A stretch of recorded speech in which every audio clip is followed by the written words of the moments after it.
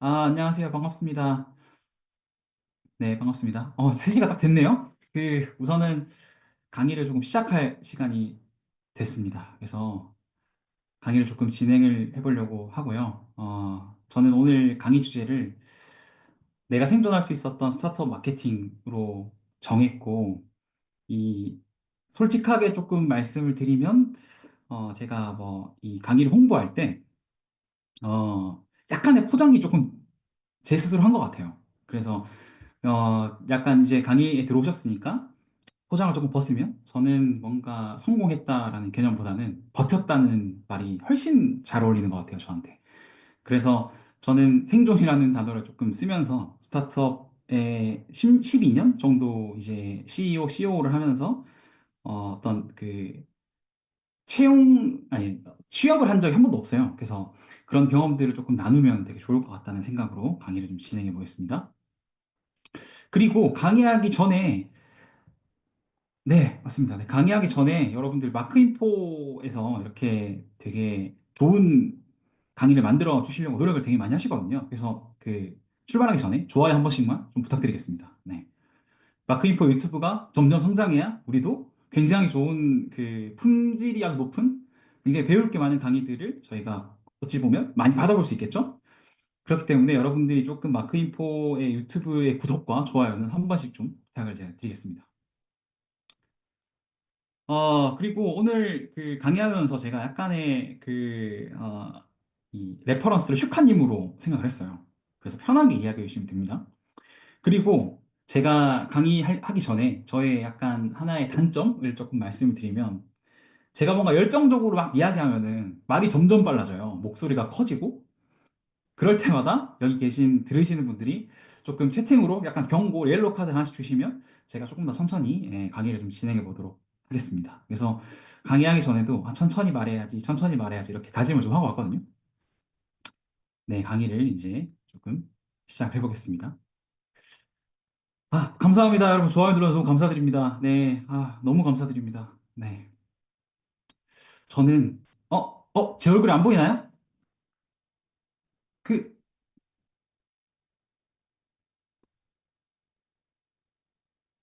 제 얼굴 조금만 위로 올려주실 수 있으실까요?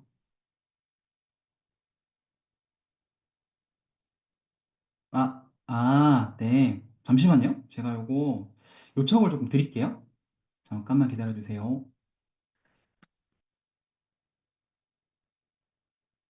잘 보이시나요? 음, 올려주셨습니다. 네, 반갑습니다. 제 얼굴 잘 보이시죠? 지금 라이브로 보시는 얼굴과 지금 이제 제 소개 자료에 보이는 얼굴이 너무 다르기 때문에 라이브로 보시는 얼굴이 제 얼굴이라고 생각해 주시면 되고, 저는 12년 동안 스타트업을 창업을 했어요. 두 번 창업을 했고, 지금 두 번째 창업을 감사합니다. 네, 이어오고 있는 김성현이라고 합니다. 그래서 경력은 저는 첫 창업이 제미어트라는 회사를 공동 창업을 했고요. 그리고 두 번째는 이퀄스킨이라는 화장품 브랜드 창업을 해서 지금 9년 차로 운영하고 있습니다. 그리고 그 사이에 레드브릭이라고 하는 지금은 메타버스 비즈니스라고 하죠. 메타버스를 이제 좀 만들어 나가시는 회사에 그로스 리드를 했었고, 그리고 에이즈랩의 마케팅을 조금 담당했던 이력이 있는 것 같아요. 그래서 마케터라고 조금 정의하기보다는 저는 근거 기반으로 이 서비스를 성장하는 걸 너무너무 좋아하기 때문에 그로스해커라고 불리는 걸 훨씬 좀 좋아하는 편입니다. 네, 이렇게 이제 소개를 조금 하고요. 제가 23살 때 창업을 했어요. 그래서 아마도 여기 계신 분들 중에 제미어트라는 회사 알고 계신 분들도 있을 것 같아요. 그래서 23살에 이제 유석종 대표님이죠. 흰콩 대표님이랑 둘이서 창업을 해서 대학교 내에서 컨텐츠를 만들고 뭐 제품을 만드는 그런 경험이 있고 그때는 돈이 너무 없어가지고 저희가 계란판을 300장 정도 사서 컨텐츠 촬영하면 울리잖아요. 그래서 울리는 걸 방지하기 위해서 이렇게 조금 처음에 약간 배고프지만 굉장히 재밌던 경험으로 제가 창업을 시작하게 됐어요. 그래서 이 제미어트라는 회사가 너무너무 좀 감사하게도 많은 사람들의 사랑을 되게 많이 받아가지고 2017년도까지 제가 이 회사에 있었고 엑시트를 했거든요. 그 전까지 너무너무 팀원들과 행복한 추억이 많은 회사입니다.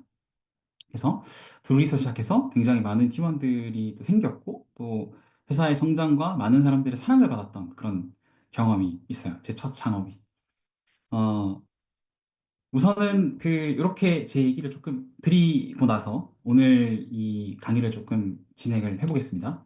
왜 이 강의를 제가 만들었냐면 저는 아마 여기 계신 모든 이 들으시는 분들도 퍼포먼스를 내고 싶을 거예요. 저도 마찬가지고. 그런데 이 퍼포먼스를 낼 때 굉장히 다양한 것들이 곱으로 들어가거든요. 유효한 암묵지하고 유효한 명시적 지식, 연습, 습관, 메타인지, 사회적 자본 이렇게 5개가 곱으로 들어가고 만약에 여기서 뭔가 하나가 제로가 되면 사실 퍼포먼스는 제로에 가깝습니다. 그래서 이 5개가 정확하게 잘 물려야지 우리가 퍼포먼스라는 걸 만들 수 있다고 정의를 하거든요. 그래서 빨간색으로 보이는 것들은 제가 오늘 여러분들에게 드릴 거예요. 유효한 암묵지, 명시적 지식, 메타인지. 그리고 파란색으로 보이는 것들은 여러분들이 하시거나 저한테 주셔야 될 것들이에요. 그래서 이렇게 조금 나눠봤고요. 암묵지가 뭐냐면 쉽게 설명하면 약간 촉이에요, 촉. 뭔가 내가 이게 맞는 것 같은데? 라고 내 감각적으로 느끼는 것을 우리가 암묵지라고 쉽게 설명할 수 있고, 명시적 지식은 일반적으로 우리가 배우는 지식들을 얘기하고요. 연습이랑 습관은 제가 설명을 드리지 않아도 알겠죠? 그리고 메타인지는 저는 메타인지 너무너무 중요하다고 생각하는데 이게 우리가 뭔가 교육을 받더라도 배운 대로 되는 경우가 없잖아요. 항상 놓여진 환경들은 계속 바뀌고 변화하고 어찌 보면 내가 배운 걸 그대로 써먹을 수가 없기 때문에 이런 다양한 환경 속에서 이걸 해결해 봤던 문제를 해결해 봤던 어떤 경험들이 모여서 메타인지라는 게 만들어지거든요. 그래서 여러분들이 뭔가 다양한 경험들을 하면 시간이 오래 걸리니까 제가 경험한 것들을 좀 정리해서 여러분들에게 전달 좀 드리면 아마도 제가 많은 시간 들였던 것들을 짧은 시간 내에 배울 수 있지 않을까라는 생각으로 제가 메타인지에 대한 부분을 좀 알려드릴 것 같고 그리고 사회적 자본은 혼자서 사업을 할 수는 없겠죠. 그래서 옆에 계신 팀원분들이나 아니면 내 비즈니스를 도와주시는 분들을 보통 이제 우리가 사회적 자본이라고 좀 정의를 할 수 있습니다. 그래서 이 강의가 끝나면 여러분들이 뭔가 저도 마찬가지지만 제가 여러분들의 사회적 자본이 되고 여러분들이 저의 사회적 자본이 돼주는 그런 관계가 되면 더 좋겠죠? 그래서 이 강의를 조금 만들었습니다. 그래서 유효한 암묵지, 명시적 지식, 메타인지를 오늘 제가 좀 알려드리려고 해요. 우선은 첫 번째로 여기 마케터 분도 계시고 그리고 비즈니스 스타트업을 운영하시는 분들이 많이 계시기 때문에 이 퍼널이라는 거에 대해서 제가 조금 설명을 드릴지 아니면 이 부분에 대해서는 대부분 조금 이해하고 계시니까 넘어갈지에 대해서 채팅으로 좀 쳐주시면 제가 조금 어, 좀 설명하기 좀 편할 것 같거든요. 한번 조금 간단하게 설명을 드리는 게 좋을까요?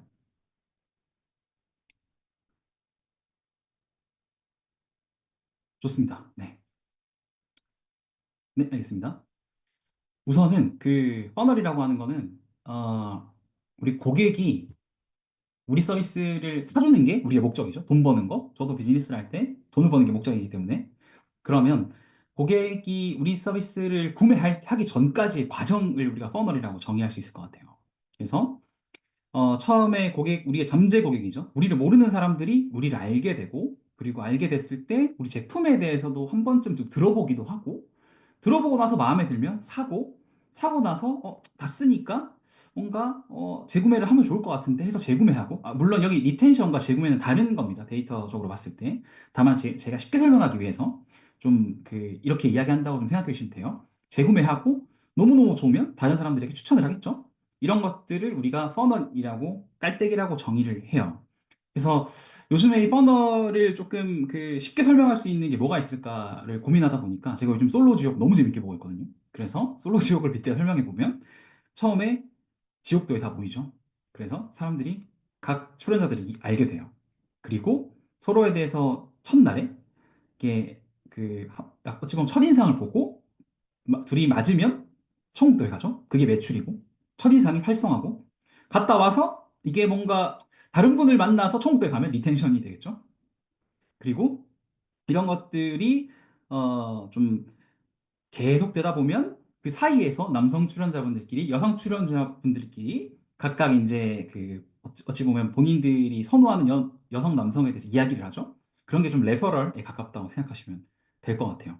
그래서 우리가 비즈니스뿐만 아니라 모든 어떤 생활에 우리가 지금 어찌 보면 살아가고 뭔가 인생을 조금 지내는 기간 동안에는 이 퍼널이라는 게 전부 다 대부분은 좀 많이 적용된다.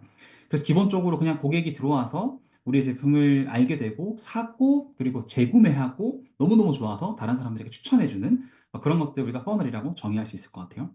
그래서 제가 첫 번째 시간에는 이 획득 활성화 매출에 대한 이야기를 조금 할 거고요. 두 번째는 고객 분석에 대한 이야기를 제가 조금 할 거예요. 그래서 1부, 2부 이렇게 나눠져 있습니다. 자, 이제 제가 마케팅에 대한 이야기를 조금 해보려고 합니다. 저는 그 마케팅에 대한 이야기를 할 때 결국 고객을 설득하냐, 하지 못하냐의 싸움이라고 생각해요. 내가 고객을 설득하면 고객들은 제품을 구매하고 설득하지 못하면 제품을 구매하지 않죠. 그래서 그 저는 설득이라는 걸 보통 아주 메인 키워드로 생각하고 마케팅을 접근을 되게 많이 하고 있어요. 그래서 설득을 할 때, 우리가 아까 제가 말씀드린 명시적 지식 기준으로 얘기해 보면 저는 두 가지가 되게 되게 중요하다 생각해요. 하나는 스토리텔링이고요. 두 번째는 행동 매핑이에요. 그래서 각각 하나하나마다 여러분들한테 좀 되게 쉽게 말씀을 드리려고 합니다. 1번, 2번을 여러분들이 이걸 배워서 뭔가 써먹어야겠다라고 생각하기보다는 제가 말을 하는 걸 그냥 느끼세요. 이런 게 있구나. 이렇게 내가 느껴야 되는구나. 라고 여러분들이 뭔가 이걸 지식으로 필기하거나 외우거나 하지 마시고 그냥, 이렇게 감정적으로 느끼시기를 바랍니다. 우선은 스토리텔링에 대한 이야기를 제가 조금 해볼게요. 왜 우리가 느껴야 되는가에 대해서. 예를 들어서 제가 에어비앤비의 프로덕트를 담당하는 어떤 회의에 프로덕트 매니저라고 저희가 다 생각을 해볼게요. 그러면 이 시나리오에서 이런 데이터를 볼 수 있겠죠? 에어비앤비의 어떤 재구매 데이터를 좀 보니까 30% 정도밖에 안 되는 거예요. 그러면 제가 이제 여러분들한테 물어볼 수 있겠죠? 재구매 저항이 30%밖에 안 되는데 이거 혹시 어떻게 하면 좀 올릴 수 있을까요? 라고 이런 화면을 띄워놓고 여러분들한테 만약에 얘기를 했다. 라고 생각하면 대부분의 여기 계신 분들은 사실 하고 끝나실 거예요. 어떻게 해야 되지? 약간 30%구나 정도로 아마 이해하실 거예요. 그러면 제가 또 다른 준비를 하는 거죠. 지금 맵이라고 하는 게 우리가 재구매 버튼이라고 정의해 볼게요. 그러면 제가 다음 장으로 넘겨서 이렇게 보니까 재구매 버튼 클릭이 좀 낮은 것 같습니다. 그러면 여러분들이 제가 이런 얘기를 하면 혹시 어떤 대답을 좀 하실 것 같으세요? 만약에 내가 프로덕트 매니저라면 제가 이렇게 조금 뭔가 이런 데이터 재구매 버튼 클릭률이 너무 낮은데 이거 좀 어떻게 하면 좋을까요? 라고 여러분들에게 좀 질문을 던지면 여러분들은 답변을 어떻게 하시겠어요?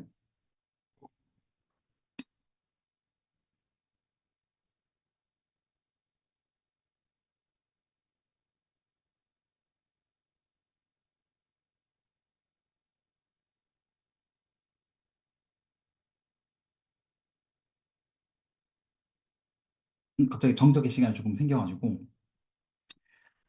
우선 제가 조금 말씀을 드리면 아마 대부분 그 버튼의 색깔을 변경하자거나 아니면 네, 재구매 시 혜택이 이게 좀 느려서 제가 네,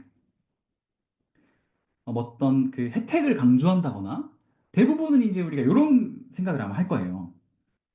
너무너무 좋죠. 재구매 주기에 맞춰서 어떤 이벤트나 관여도를 높이는 걸 해주면 되지 않냐. 이것도 너무너무 좋은 아이디어. 네. 그런데 제가 이제부터 너무너무 중요한 거예요. 여러분들 잘 들으시면 좋아요. 데이터라는 건, 숫자라는 건 무엇이 일어나는지 알려줘요. 그리고 우리가 생각하는 화면은 어디서 일어나는지 알려주는데요. 우리 고객들에 대한 그러니까 고객들에 대한 여정만 왜 그런 일이 일어나는지를 알려줘요. 그래서 지금은 우리가 대부분 서비스를 개선해 나갈 때 데이터 보고 뭐 제품의 화면 보고 그런 식으로 이걸 보고 난 다음에 어떤 의사결정을 보통을 진행하죠. 근데 사실 고객들은 보통 우리 서비스를 쓰면서 밖에서 일어나요. 이제 그럼에도 불구하고 우리는 되게 익숙한 거죠. 이런 것들이. 아까 말씀드렸던 것처럼 뭐 재구매 시 혜택이라든지 할인이라든지 이런 것들이 너무나 많이 지금 익숙하기도 하고 그런 방식의 어떤 솔루션을 많이 찾는 것 같아요. 근데 이게 어찌 보면 도구의 법칙의 부작용이라고 저는 생각을 하고요. 되게 좋은 예시거든요. 근데 도구의 법칙이나 데이터에 관련된 부분은 제가 2부에서 조금 이야기를 나눠볼게요. 자, 그러면 우리가 요점이나 데이터가 인간의 감정과 상상력을 만약에 불러올 수 있다면 영화관에서 우리 해리포터를 보면 스토리가 정리된 PPT를 보고 있지 않을까요? 예를 들어서 뭐 저도 요즘에 근래에 해리포터 1편부터 6편까지 다 봤는데요. 너무너무 재밌었거든요. 근데 우리가 요점이나 데이터만으로 뭔가 이거를 인간이 감정을 느낄 수 있다면 뭐 이마에 번개 흉터가 있는 괴짝꼬마가 11살이 자기 자신이 마법사라는 걸 알게 되고 학교 입학하고 사악한 뱀이랑 싸워서 이긴 끝. 이렇게 아마 영화가 진행이 될 거예요. 아마 이렇게 뭔가 영화관에서 보여주면 이게 나한테 뭘 주는 거지? 라고 여기 들으시는 분들은 아마 대부분 그렇게 생각하실 거예요.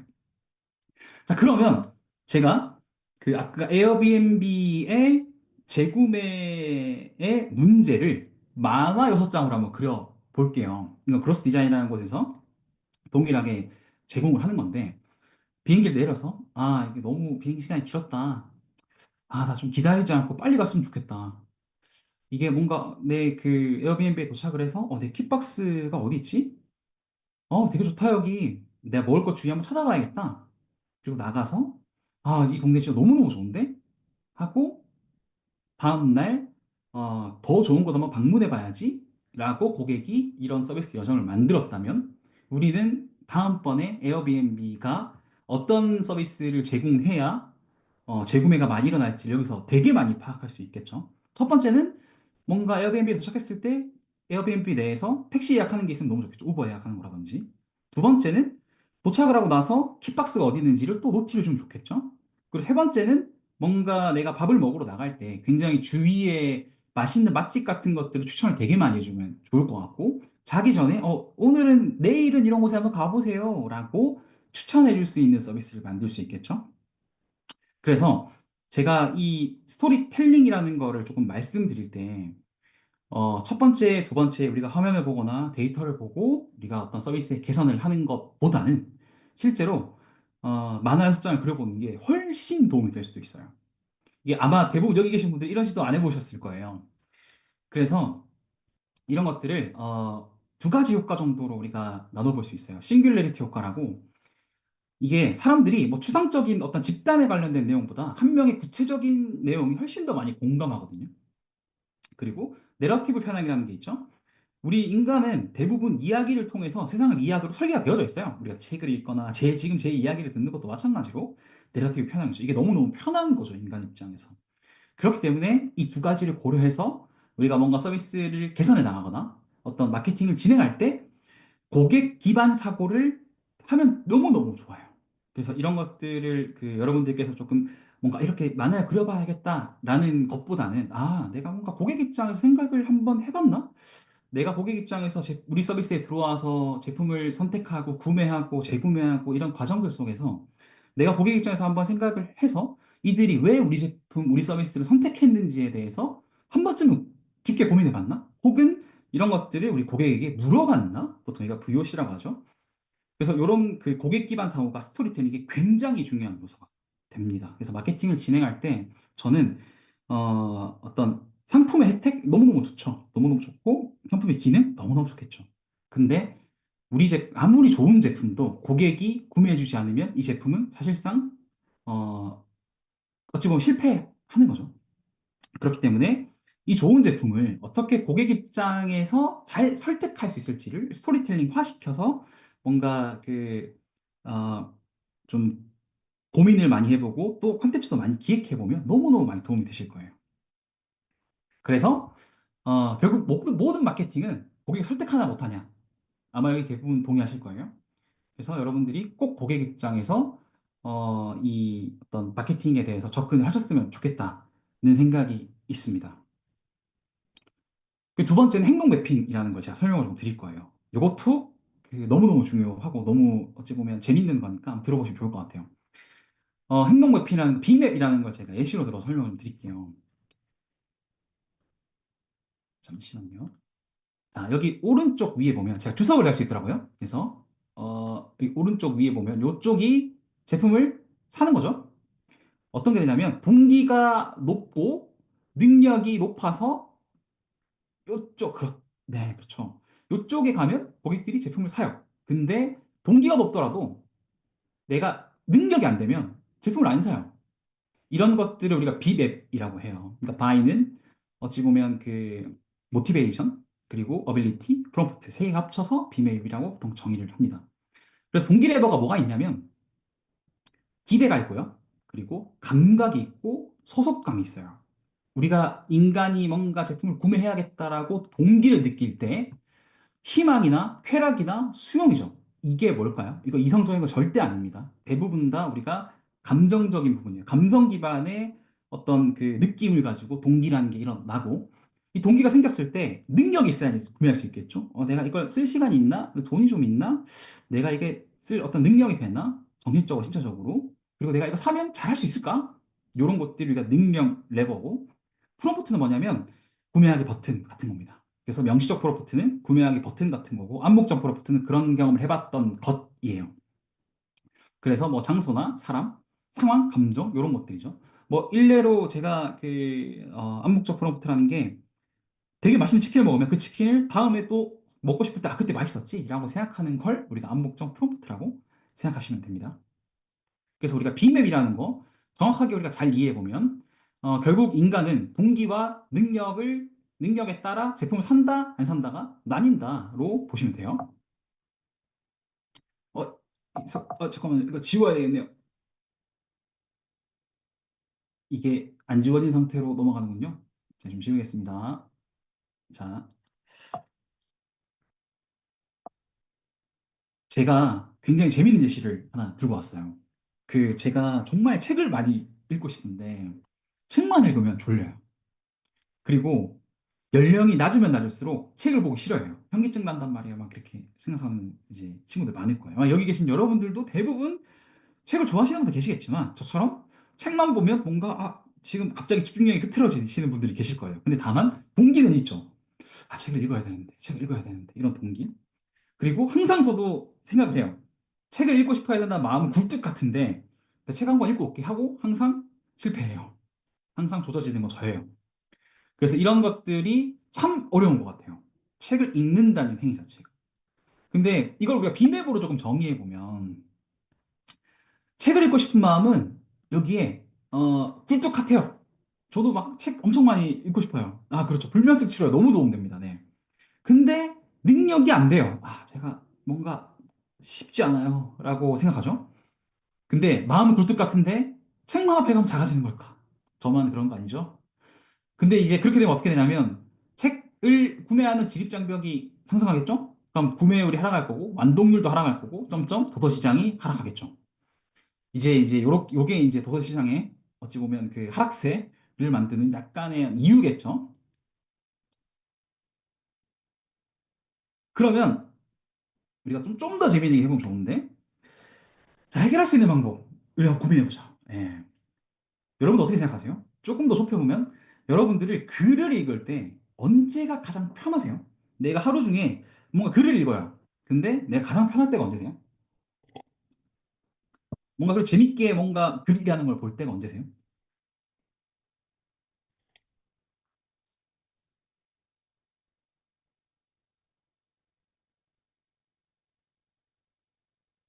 자, 정답을 조금 맞추시면 스타벅스 디저트와 아메리카노 쿠폰을 드리겠습니다.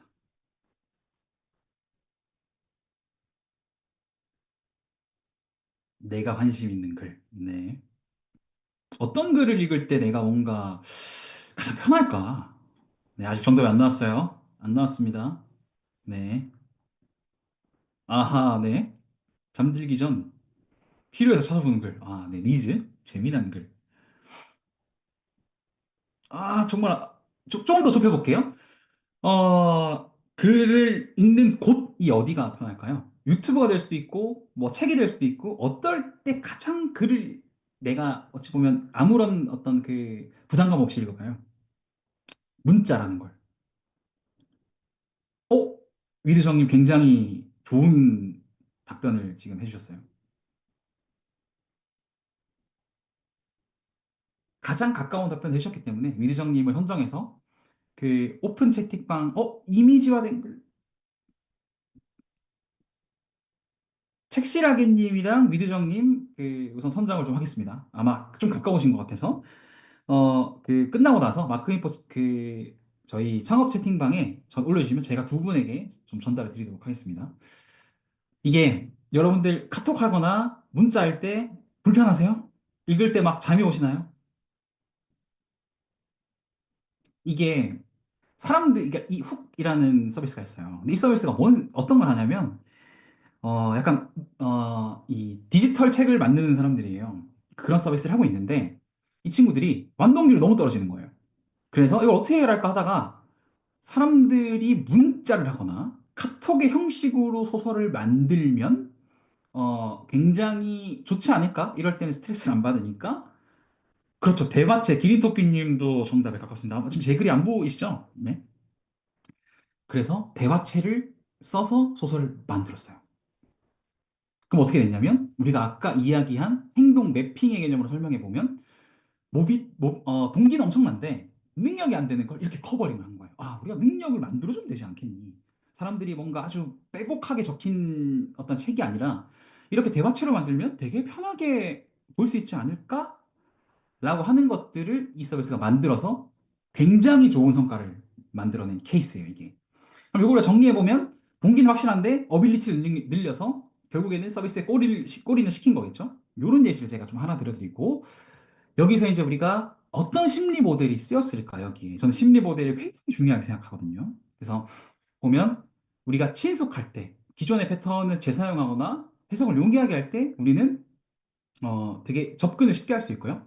인지 부하죠. 우리가 책 보면 막 조그마한 글자들이 막 엄청 빼곡하게 적혀 있잖아요. 그런 거보다 주변에 소음을 줄인 거죠. 그리고 앵커링 같은 경우에는 사실 기존의 어떤 그 상황이나 환경에 의존해서 의사결정을 내리는 건데 내가 제가 카카오톡이나 메시지 할 때 너무너무 어떤 불편하게 글을 읽는 경우가 없으니까 그렇게 앵커링을 걸고 그리고 높은 노력이 필요하지 않아요. 이거 책을 볼 때. 그리고 굉장히 신선하겠죠? 여러분들도 아마 대화형으로 된 소설을 내가 좀 읽으면 되게 편하게 읽을 수 있을 것 같은데 이런 걸 처음 보는 것 같은데 라고 아마 생각하실 거예요. 그래서 이런 그 5가지 심리 모델이 쓰였고 이 심리 모델에 대해서 네이버나 구글 같은 데 검색하셔서 좀 보시면 되게 우리가 마케팅할 때 도움이 되는 게 너무너무 많거든요. 그래서 심리 모델 이 5가지 이외에도 한번 찾아보셔서 우리 서비스에 필요한 것들을 가져다 쓰시면 좋아요. 그리고 두 번째가 저희 회사의 케이스를 하나 설명해 드리려고 해요. 저희는 그 화장품을 판매하고 있는데 피부 상담을 합니다. 그래서 저희 회사 같은 경우에는 상담이 많이 들어오면 매출이 많이 나와요. 그렇기 때문에 피부 상담 받아보기라고 하는 이런 그 전환이 저희 핵심 전환이에요. 그래서 피부 상담 접수당 비용이 굉장히 중요한 회사입니다. 그 상권당 얼마냐? 한 명 들어올 때 얼마냐? 아마 여기 계신 분들, 리드 하시는 분들, 리드 캠페인 하시는 분들도 아마 동일하실 거예요. 그래서 저희가 예전에 이렇게 받았어요. 이렇게 뭐 어떤 불편함 있으신가요? 어떤 고민 있으세요? 피부에 대한 고민을 설명해 주세요. 이렇게. 이렇게 받으면 고객들이 당연히 제출을 많이 안 하겠죠. 왜냐하면 동기는 있는데 내 능력이 이걸 다 작성할 만한 능력이라고 하는 부분을 너무나 안 좋게끔 우리가 UI UX가 돼 있죠. 예전에 저희가 네이버 폼으로 처음에 시작을 했거든요. 그래서 이때는 실제 고객 한 명당 획득 비용이 굉장히 높았다. 그리고 비맵 개념으로 봐볼게요. 피부 고민이 있어서 상담받고 싶은데 저거 언제 다 체크하고 다 쓰지? 항목이 너무 많은 거 아니냐? 그냥 하기 싫다. 제출하지 말자. 고객 유입 하락, 구매 하락, 총매출 하락. 이게 이제 어떤 저희 회사의 좀 안 좋은 스토리겠죠. 그래서 저희는 여기 있던 거예요. 동기는 있는데 능력치가 조금 살짝 부족한 개념에서 이렇게 늘려면 어떻게 해야 될까를 또 고민해 볼 수도 있겠죠. 저희 회사 입장에서. 그래서 어떤 걸 만들었냐면 이렇게 접수증을 이렇게 바꿨어요. 이거 아마 동영상에 안 나오나요? 나온다. 잠시만요. 이렇게 바꿨습니다. 제가 녹화를 한 거거든요. 그래서 보면 사람들이 뭘 입력을 할 필요가 없어요. 대부분 다 선택하고 그리고 마지막에 내 이름과 우리가 꼭 받아야 되는 데이터이죠. 이름, 전화번호, 그 다음에 이 전화번호에 대한 인증 이것만 고객들이 작성을 하게 돼 있어요. 그러면 이렇게 다음으로 자동으로 이걸 누르면 피부 알아보기를 눌러서 넘어가면 카카오톡으로 자동으로 넘어가게끔 저희가 설계가 되어져 있거든요. 이렇게 동의하기를 좀 눌러주면 이렇게 바로 넘어가요. 이런 방식으로. 이렇게 설계가 돼 있으니까 당연히 어떤 성과가 나왔냐면 저희가 접수증의 제출률 자체가 굉장히 많이 높아졌어요. 72% 정도 개선을 했거든요. 이런 그 어떤 그 개선을 할 때 아까 제가 비맵에 대한 계속 말씀을 많이 드린 이유가 뭐냐면 고객이 왜 안 하지를 동기랑 행동을 나눠서 우리가 고려해서 리스트를 작성해 보면 아 이런 것들이 우리가 조금 불편한 것 같아 아니면 이런 것들이 조금 우리가 개선하면 좋을 것 같아 개선을 못한다면 어떻게 하면 우리가 고객의 동기를 많이 올릴 수 있을까에 대한 고민을 또 하게 되겠죠. 그래서 이 어떤 스킨스쿨의 케이스는 다양한 또 심리 모델이 있어요. 6가지 정도가 쓰였고, 아까 제가 말씀드렸던 것처럼 친숙함, 인지부와 높은 노력, 이렇게 쓰였고, 그리고 신념 확인이라는 게 있어요. 유사성과 비슷한 생각에 끌린다. 대부분 아마 이렇게 뭔가 버튼 클릭해서 넘어가는 게 너무너무 익숙하실 거예요. 여기 계신 여러분들도. 그리고 유효한 기본값. 사용자가 입력을 하는 순간에 계속 스트레스를 받거든요. 고객들은. 그래서 그런 것들을 줄이고, 그리고 한 장에 다 넣지 말고, 내가 주고자 하는 것들을 페이지 분할을 통해서 큰 단계보다는 적은 단계의 단계수를 많이 늘려서 사람들이 내가 어떤 그 페이지마다 특정 경험을 하고 넘어간다를 우리가 보여주면 그 성과를 굉장히 높일 수 있다라고 좀 정의를 해볼 수 있을 것 같아요. 그래서 우리의 잠재의 고객은 어디에 위치해 있고, 그리고 우리 고객들한테 동기를 올려야 될까? 아니면 능력을 올려야 될까를 한번 고민해 보시면 너무너무 좋은 어떤 결과를 만드실 수 있지 않을까라는 생각을 하고 있습니다. 얘기를 하다 보니까 31분이 됐네요. 좀 빨리 진행하겠습니다. 제가 40분, 일부를 40분으로 정해서 만약에 조금 길어지면 제가 여러분들랑 좀 이야기를 좀 할게요. 이제는 사례를 조금 이야기하려고 해요. 그 전에는 명시적 지식에 대한 이야기를 좀 한 것 같고, 이건 제 경험에 대한 이야기를 좀 하겠습니다.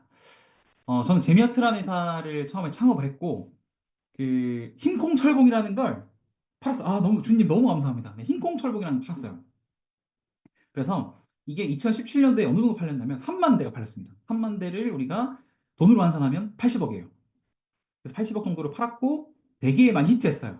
아마 이 강의 들으시는 분들 중에 집에 흰콩철봉 하나씩 있을 수도 있습니다. 있으신 분 아마 있으실 거예요. 그래서 되게 2016년도, 17년도, 18년도에 되게 유행했던 홈트레이닝 운동기구예요. 남성분들한테 많이 유행했던. 근데 자, 저희가 되게 비싸요. 24만 9천 원에 판매했습니다. 근데 만약에 여러분들이라면 여러분 다 마케터라면 이게 좋은 기능들을 좀 가지고 있어요. 운동을 뭐 2가지 할 수 있고요. 59kg 정도 되거든요. 되게 튼튼하고요. 강철로 만들었고요. 곡선형 설계로 인체 공학적으로 만들었고요. 공간을 많이 차지하지 않고요. 색상도 이쁘고요. 블라블라블라 해서 마케팅 컨텐츠를 만들면 사람들이 살까요? 안 사겠죠? 왜냐면 네이버에 검색만 해도 싼 게 많으니까. 그쵸?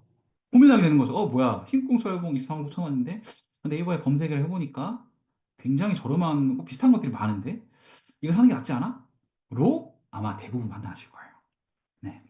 근데 이런 시장 속에서 어떻게 뭔가 가장 대한민국에서 많이 팔린 철봉을 만들었냐를 제가 좀 공유해 드리려고 하는 거예요. 그 비맵 개념으로 좀 볼게요. 보면 저희 주요 고객들이 20대 초반 분들이셨어요. 지금은 30대 중후반이 되셨겠죠. 저희 고객들이. 그 고객들은 동기는 엄청나요. 근데 이제 자금적 여유가 많지 않은 분들이에요. 20대 초반이. 그리고 열정이 되게 넘치는 분들이고 남성으로서의 정체성, 이렇게 강한 20살, 20대 초반 정도 되면 이렇게 남자라고 하는 어떤 정체성을 되게 만들어 나가는 시기인 거잖아요.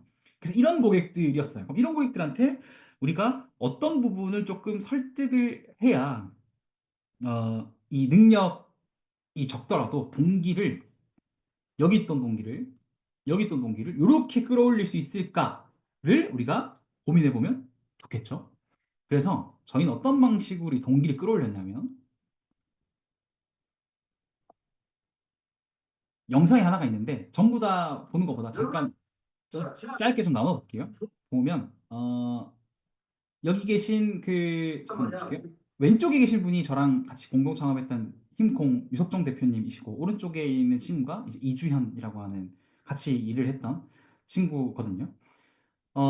왼쪽에 있는 흰콩 대표님이, 그러니까 그 흰콩이라는 캐릭터가 이 운동기구를 쓰면 사람들이 멋져 보이긴 해요. 그런데, 내가 이렇게 할 수 있을까에 대한 생각을 해요. 그래서 저희가 뭘 가져왔냐면, 어, 충분히 내가 접근 가능한 하면서도 멋진 사람을 데려온 거죠. 그래서 저 멀리 있는 결과값이 아니라 한 3개월 정도만 하면 나 정도는 될 수 있어. 라고 하는 컨텐츠를 만들기 시작을 했어요. 처음에는 더 멋지고 근육의 움직임, 뭔가 잘 쓸 수 있는 방법, 이런 것들이 정답이라고 생각을 했었는데, 동기적 측면을 고려해 보니까 이걸 구매하시는 분들이 어찌 보면 특정 기간 내에 이 정도까지 하니까 이 주연이라는 친구가 어떤 얘기를 했냐면, 나는 뭔가 인기도 되게 많아지고, 그다음에 그 되게 자신감도 생기고, 이런 것들이 영상에서 보여주거든요. 그렇게 되면 어떤 게 되냐면 20대 초반 남자들에게 엄청난 동기부여를 저희가 넣는 거예요. 3개월만 하면 너도 이런 남자 될 수 있다. 자신감 넘치는 남자, 여자에게 인기가 많은 남자, 바닷가에 선팅할 수 있는 남자, 넓은 어깨와 등으로 옷핏이 멋진 남자라고 동기를 높여준 거죠. 어빌리티는 저희가 늘릴 수가 없어요. 그들의 어떤 아르바이트를 하시는 친구들이 너무 많았기 때문에 그런 친구들이 돈을 많이 벌게끔 저희가 할 수는 없으니까 동기를 엄청 높인 거예요. 우리 거를 써야지만 근데 가능해. 이 오른쪽 아래 보면 제가 재밌게 하나 작성해가지고 다만 흰콩철물만으로만 가능하다 이렇게 이런 방식으로 저희가 고객들의 동기를 많이 끌어올려서 굉장히 좀 그 많은 대수를 저희가 판매했던 경험. 그래서 그 마케팅 컨텐츠를 만드실 때 어, 고객의 동기가 있으면 이 동기를 극대화시킬 수 있는 건 무엇일까에 대한 고민을 하시면 좋고요. 제가 2부에 말씀을 드릴 것 같긴 한데 UGC라는 게 있어요. 유저가 직접 만드는 컨텐츠. 이거는 이제 보는 사람으로 하여금 내가 고객과 대입돼, 감정 대입이 되는 경우가 있거든요. 그런 것처럼 내 고객이 어떤 걸 봐야 동기가 확 일어날까를 컨텐츠를 만들 때 여기 계신 마케터분들은 아마도 많이 고려하시겠지만 조금 더 우리가 깊이 생각해 보면 아마 조금 기존의 어떤 가지고 있던 그 니즈보다 훨씬 더 높게 만들 수 있을 거라고 저는 생각을 해요. 그래서 이렇게 제가 재미어트에 대한 예시를 조금 말씀을 드리고 두 번째는 스킨스쿨에 대한 이야기를 좀 할 거예요. 저희 회사거든요. 저는 두 번째로 고객에 대한 이야기를 계속 하고 있는데 어, 정말 좋은 마케팅을 하기 위해서는 내가 고객이 돼야 돼요. 그게 뭐냐면 나이가 몇 살이고요, 뭐 성별이 어떤 거고요, 뭐 소득 수준이 얼마나 되고요, 몇 명 되고 그게 중요한 게 아니라 내가 그 감정을 연기해야 돼요. 내 자신이 그런 고객이 돼야 됩니다. 그래야지 우리는 이 고객의 생각에 대해서, 고객 여정에 대해서 이해할 수 있어요. 왜 그런 걸 해야 되냐면 인간은 절대 이성적으로 결정하지 않아요. 우리가 변연계가 있고 신피질이 있죠. 근데 여기 골든 서클을 들어보신 분들 있을 거예요. 우리 인간은 감성적으로 결정하게 되어져 있습니다. 이성적으로 판단하는 게 아니에요. 모든 결정은 변연계에서 하게 되어져 있어요. 그래서 이 골든 서클에 굉장히 재밌는 예시가 있죠. 보통의 이제 일반적인 커머스 회사들은 어, what, how, why로 얘기하죠. 우리 뭐 특정 그렇죠. 사이먼 사이넥이 골든 서클을 이야기하죠. 네, 맞아요. 전 책을 파는데요. 안에는 이런 내용이 있어요. 읽으실래요? 가 what, how, why죠. 근데 애플은 달라요. 우리는 창의적인 사람들을 위해서 일해요. 그래서 우리는 이러이러한 기능을 갖고 있는 뭐 아이맥을 만들었습니다. 라고 이야기하죠. 전과 후가 느낌이 너무 다르죠? 제가 아주 단순하게 설명을 드렸지만 그 사이먼 사이넥의 골든서클 영상은 꼭 보시는 게 좋아요. 비즈니스 하시는 분들이라면 한 번쯤은 꼭 보시는 게 굉장히 많이 도움이 될 거라고 생각을 해요. 그래서 항상 인간은 이성적으로 결정하지 않고 감성적으로 결정한다는 걸 우리가 인지를 하고 이야기를 좀 들어보시면 좋아요. 그래서 아까 말씀드렸지만 저희는 피부 상담이라는 걸 중간에 껴가지고 고객이 들어오면 피부 상담하고 제품을 팔아요. 이런 방식의 비즈니스를 좀 고수하고 있습니다. 그래서 저희가 그 쉽게 설명하면 온라인 방문 판매를 하는 겁니다. 그래서 저희의 재구매율이 굉장히 좋은 편이에요. 평균적으로 한 45% 정도가 재구매를 하고요. 그리고 저희 핵심 고객들이죠. 저희의 가장 많은 돈을 벌어다 주는 저희의 단골 손님들은 재구매율이 70%가 넘어가요. 그래서 일반적으로 그 어떤 오프라인 방문 판매보다도 저희가 재구매율이 굉장히 좋은 편이거든요. 근데 어떻게 그걸 만들었냐라고 좀 생각해 보면 저는 이제 고객의 페르소나를 만들 때 그냥 아까 말씀드렸던 것처럼 뭐 성별, 나이 이런 거를 적지 않아요. 사실 이거 중요하긴 하지만 그거보다는 이 고객에 대해서 이해하려고 해요. 성격은 어떤지, 피부 상태는 어떤지, 그다음에 우리 시장을 바라보는 시각은 어떤지, 그럼 우리가 어떤 컨텐츠를 만들어야 될지, 이 사람들이 왜 이 문제 해결할 수 없는지를 정의해 보는 거죠. 쉽게 조금 더 요약해서 설명하면 이 고객들은 제가 여드름 피부 화장품을 판매하는데 되게 많은 제품을 사봤어요. 근데 안 고쳐졌어요.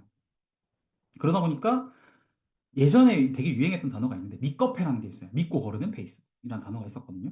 그런 것처럼 모든 화장품에 대해서 굉장히 믿고 거르는 상황이 생기는 거죠. 그럼 이런 사람들한테 우리가 어떻게 팔아야 되냐를 이제 고민을 좀 해본 거예요. 그래서 일례로 뭐 이런 콘텐츠가 있겠죠. 요런 거 모낭충이 나와서 이거 쓰면은 어떤 그 되게 성과가 좋아. 이런 콘텐츠가 있는데 제가 좀 빠르게 넘어갈게요. 여러분들이 만약에 여드름 피부 고객이라면 혹은 우리 고객들이라면 제품을 구매할까요? 이런 거 보면 아까 보여드린 뭐 어떤 이런 것 이유 때문에 모낭충이 생겨가지고 이게 나는 거니까 이 제품 바르면 모낭충이 없어져요. 왜냐면 이런 성분 때문입니다. 라고 하는 것들 하는 어떤 컨텐츠들을 보면 과연 고객들이 구매를 할까? 사실 저는 이런 광고를 만들어 본 적은 없지만 굉장히 낮을 거라고 생각해요. 왜냐면 우리가 고객에 대해서 정확하게 감정 혹은 그들의 여정에 대해서 이해하지 못했기 때문에. 그래서 저희 광고는 어떤 느낌이냐면 저희는 화장품이 나오잖아요. 스킨스쿨은 모든 광고에 제품이 메인이 되지 않습니다. 그저 고객이 겪은 아픔에 공감할 뿐이에요. 이게 저희 실제 고객이거든요. 그래서 이 고객이 저희 촬영하다가 되게 감정적으로 그 어떤 슬픔이 얼굴도 나왔던 부분들이 거울 저희한테 보니까 컨텐츠가 나도 돼요. 나이 들고 진짜 내가 약간 뭔 잘못을 했나 진짜 내가 뭔가 큰 실수를 한 건가 세상한테 이게 보이니까 저도 아침에 일어나면 거울을 보게 되니까 그래서 좀 많이 힘들었던 것 같아요.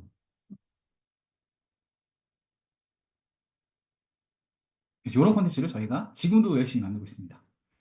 그래서 저희가 제품이 좀 비싸요. 약간 PT건 같은데 50만 원 정도 돼요. 근데 실제 구매는 거의 2만 명 가까이 해주셨고요. 본인들의 어떤 피부를 내 얼굴을 이렇게 노출시킨 리뷰가 6,200명이 넘어요. 그래서 저희의 그 브랜드의 어떤 슬로건이죠. 슬로건은 스킨스쿨은 화장품을 판매하지 않아요. 좋은 피부를 판다고 이야기하는 게 저희 회사의 슬로건입니다. 그래서 여기서 제가 좀 말씀드리고 싶었던 건 우리가 고객에 대해서 그 충분히 공감하고 인지하고 내가 그 고객과 동일한 생각을 하는 정도로 이해하고 있는가예요. 너무너무 중요한 부분이라서 제가 조금 말씀 좀 드리고요. 잠깐 한 템포만 제가 끊어서 가겠습니다. 40분까지 제가 하기로 좀 돼 있어가지고 마지막 사례가 하나 남았는데 그거는 아마도 여기 들으시는 분들이 살짝은 그 쉬는 시간이 조금 필요하지 않을까 싶어서 제가 10분 정도만 조금 쉬다가 다음으로 좀 진행을 좀 해보도록 하겠습니다. 3시 43분이니까 3시 44분에 제가 다시 조금 시작을 하겠습니다. 여러분 나가지 마시고 2부도 꼭 들어주세요. 2부에 뵙겠습니다.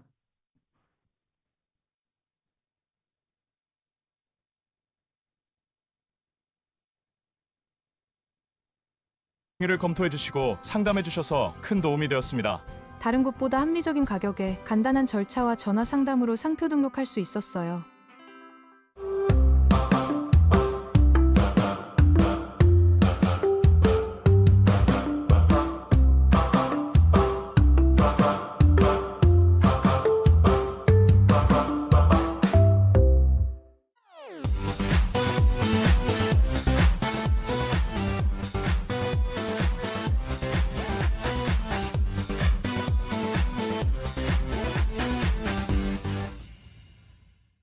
해외 진출하려던 우리 브랜드 상표를 중국이 도용했다. 지난 5년간 중국이 도용한 국내 상표 11,833건. 해외 상표 등록 안 하면 중국에게 뺏깁니다. 손해보기 전에 해외 상표 등록 신청하세요. 상표 등록 신청이 어렵지 않았고 모든 걸 알아서 진행해 주셔서 너무 편했습니다. 상담 매니저의 친절한 설명이 어려운 상표 등록 과정을 이해하는 데 도움이 되었어요.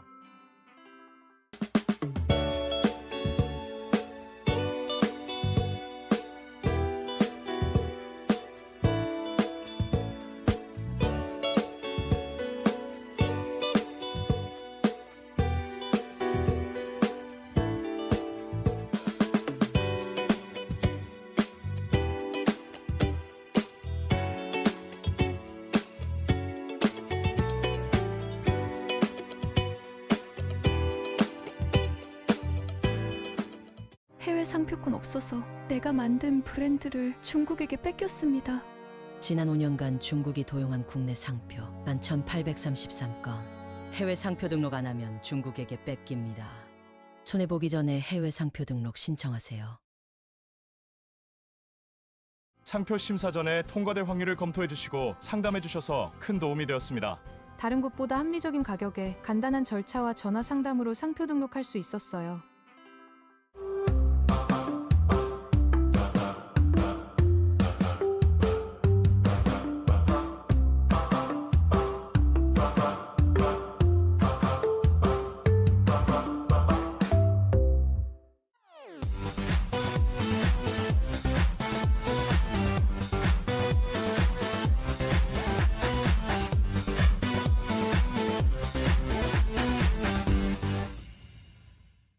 해외 진출하려던 우리 브랜드 상표를 중국이 도용했다.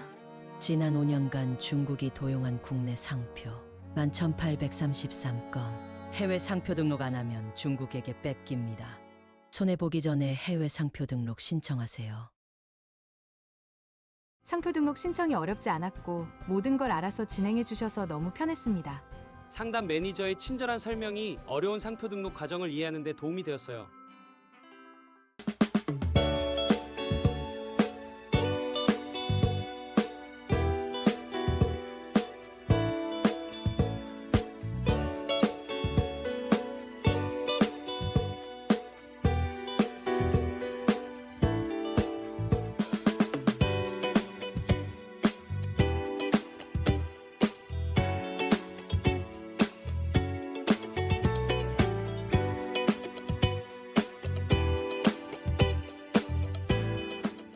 해외 상표권 없어서 내가 만든 브랜드를 중국에게 뺏겼습니다.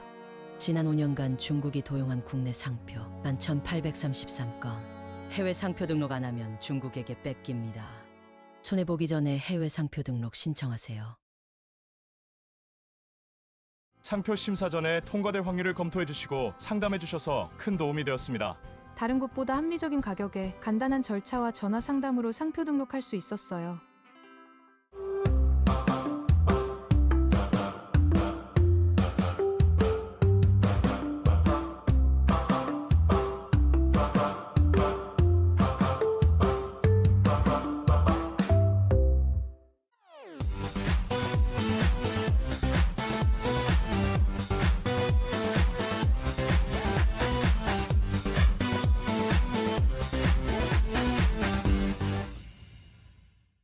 해외 진출하려던 우리 브랜드 상표를 중국이 도용했다. 지난 5년간 중국이 도용한 국내 상표 11,833건. 해외 상표 등록 안 하면 중국에게 뺏깁니다. 손해보기 전에 해외 상표 등록 신청하세요. 상표 등록 신청이 어렵지 않았고 모든 걸 알아서 진행해 주셔서 너무 편했습니다. 상담 매니저의 친절한 설명이 어려운 상표 등록 과정을 이해하는 데 도움이 되었어요.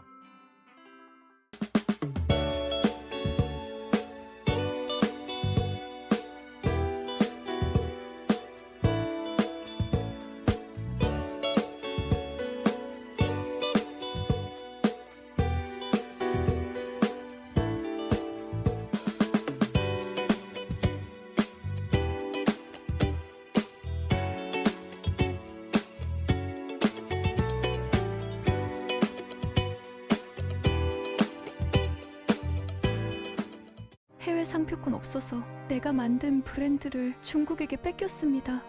지난 5년간 중국이 도용한 국내 상표 11,833건. 해외 상표 등록 안 하면 중국에게 뺏깁니다. 손해보기 전에 해외 상표 등록 신청하세요. 상표 심사 전에 통과될 확률을 검토해 주시고 상담해 주셔서 큰 도움이 되었습니다. 다른 곳보다 합리적인 가격에 간단한 절차와 전화 상담으로 상표 등록할 수 있었어요.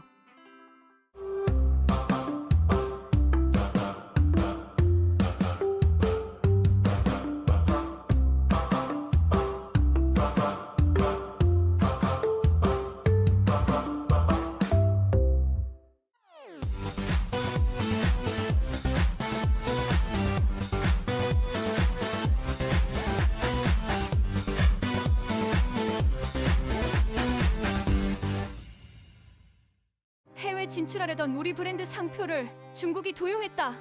지난 5년간 중국이 도용한 국내 상표 11,833건. 해외 상표 등록 안 하면 중국에게 뺏깁니다.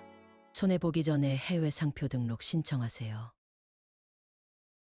상표 등록 신청이 어렵지 않았고 모든 걸 알아서 진행해 주셔서 너무 편했습니다.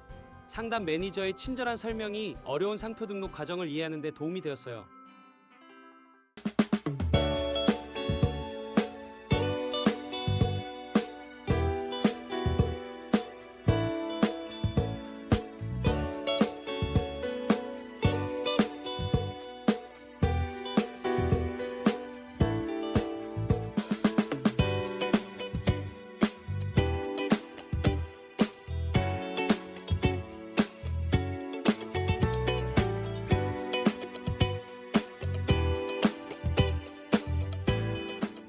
해외 상표권 없어서 내가 만든 브랜드를 중국에게 뺏겼습니다.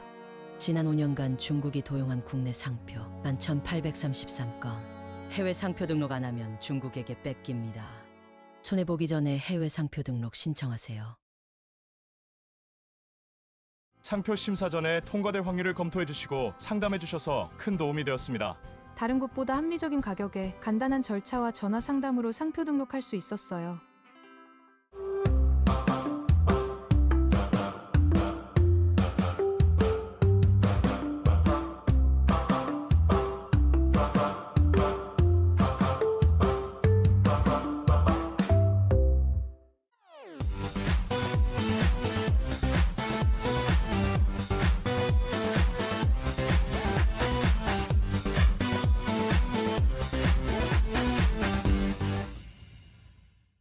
해외 진출하려던 우리 브랜드 상표를 중국이 도용했다. 지난 5년간 중국이 도용한 국내 상표 11,833건. 해외 상표 등록 안 하면 중국에게 뺏깁니다. 손해보기 전에 해외 상표 등록 신청하세요. 상표 등록 신청이 어렵지 않았고 모든 걸 알아서 진행해 주셔서 너무 편했습니다. 상담 매니저의 친절한 설명이 어려운 상표 등록 과정을 이해하는 데 도움이 되었어요.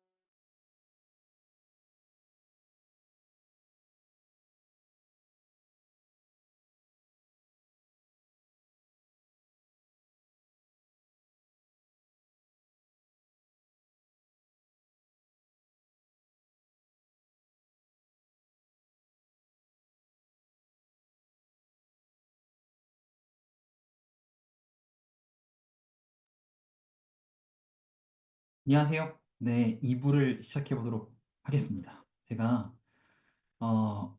물도 한 잔 먹고 화장실도 잠깐 다녀오고 그렇게 조금 10분 동안 그런 어떤 편하게 조금 쉴 수 있는 어떤 시간을 좀 마련했는데 제가 좀 보냈는데 일부에 제가 우려했던 대로 말을 조금 빨리 한 것 같아요. 그래서 2부에는 조금 더 천천히 제가 진행해 보도록 하겠습니다.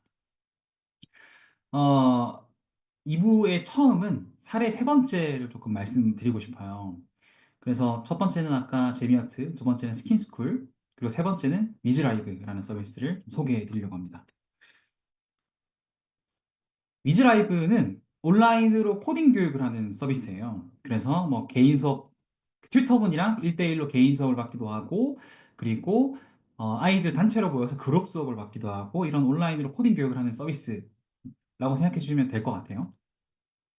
그래서 제가 이 위즈라이브라는 서비스에 PM이죠. 그로스 리드를 조금 했었는데 왜 요청을 받았냐면 결국에는 그 매출을 좀 성장시키고 싶은데 방법을 잘 모르겠다라고 제 아는 형이 이제 레드브릭이라는 회사의 대표님이시거든요.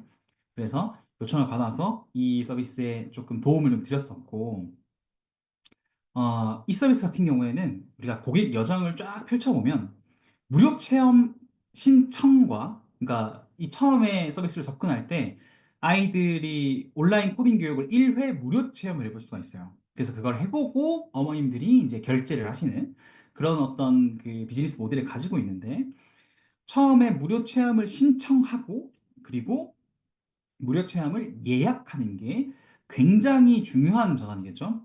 그러면 무료 체험이 많아지면 많아질수록 이 회사의 매출 볼륨은 높아질 거니까.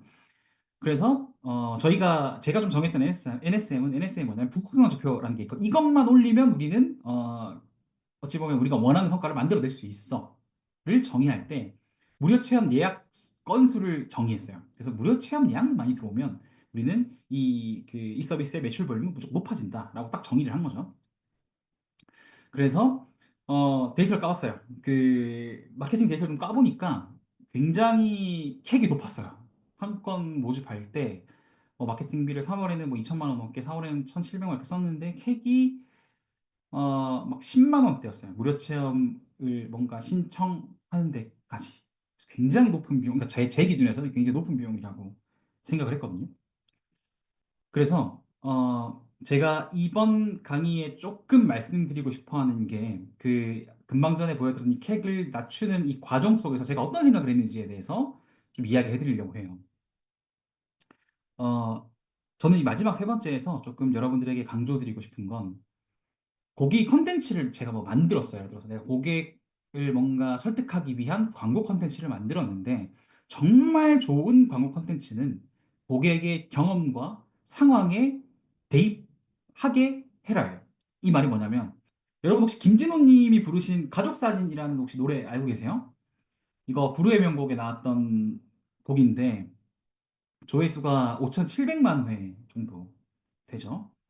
그런데 어, 우리가 이 노래 너무 좋아요, 너무 이게 되게 감동적이에요 라고 생각을 하죠.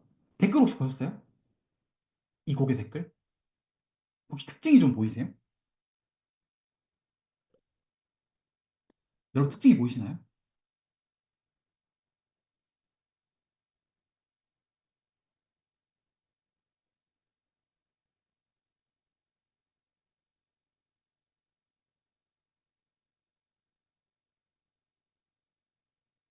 진짜님 너무너무 좋은 답변입니다. 내 얘기를 적어요. 내 이야기를.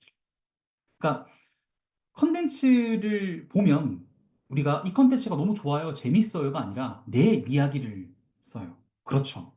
이게 되게 중요해요. 맞아요. 제가 하고 싶은 얘기는 이야기가 바로 이거예요. 내가 생각나야 돼요. 이 곡을 들으면 이 어떤 특정 컨텐츠를 보면 내 상황에 대입해야 돼요. 내 경험에 대입해야 돼요. 그러면 고객들은 사요. 무조건 사게 돼 있어요. 이거는 설득이 된 거예요. 그냥 내 상황에 대입한다면. 만약에 구매하지 않는다면 능력이 부족한 거죠. 그리고 제가 또 하나 재밌는 예시를 하나 들어드릴게요. 제가 5살 딸을 가진 엄마고, 상황 1을 정의해보면 인스타에 옆집 순이 엄마가 순이에게 이쁜 옷을 입혀갖고 인스타에 올린 거예요. 그래서 저는 그 사진 딱 봤어요. 그리고 이거 어디 샀어? 를 순이 엄마에게 물어보겠죠? 근데 이 과정 속에서도 대입을 해요. 내 경험에. 우리 딸에게 입히면 너무 이쁠 것 같은데? 라고 입힌 걸 상상 한번 하고, 이거 어디서 샀어? 를 물어보겠죠. 그렇기 때문에 우리가 고객이 특정 그 광고 컨텐츠나 설득 컨텐츠를 볼 때, 이 고객한테 나의 상황에 좀 어떻게 하면 대입되게 할 수 있을까? 이렇게 사고하게 할 수 있을까를 고민해 보시면 너무 좋아요. 아까 스킨스쿨 A에서도 똑같죠. 피부가 힘들면 이 제품 쓰면 나아요가 아니에요. 그냥 공감이에요. 공감. 이렇게 힘들었지. 난 너희들의 마음을 충분히 이해하고 있어. 이런 힘든 경험 있지 않았어? 로 접근을 하는 거죠. 그러면 고객들은 최소한 그냥 얘들 광고하네 라고 하고 넘어가지 않아요. 그래서 우리가 컨텐츠를 만들고 뭔가 고객들에게 내보낼 때 나의 경험에 대입하게 해서 생각을 어떻게 하게 만들 것인가를 고민해 보시면 너무 좋아요. 네, 제가 요거 사례 3번에서 가장 강조하고 싶어 하는 게 이런 거예요. 그래서 예시를 들고 왔습니다. 위즈라이브가 아까 10만 원대 팩을 보여줬던 컨텐츠가 돈을 많이 썼어요. 많은 비용을 좀 들여서 만든 컨텐츠인데, 자, 이런 컨텐츠가 있어요. 저희가 만든 거거든요.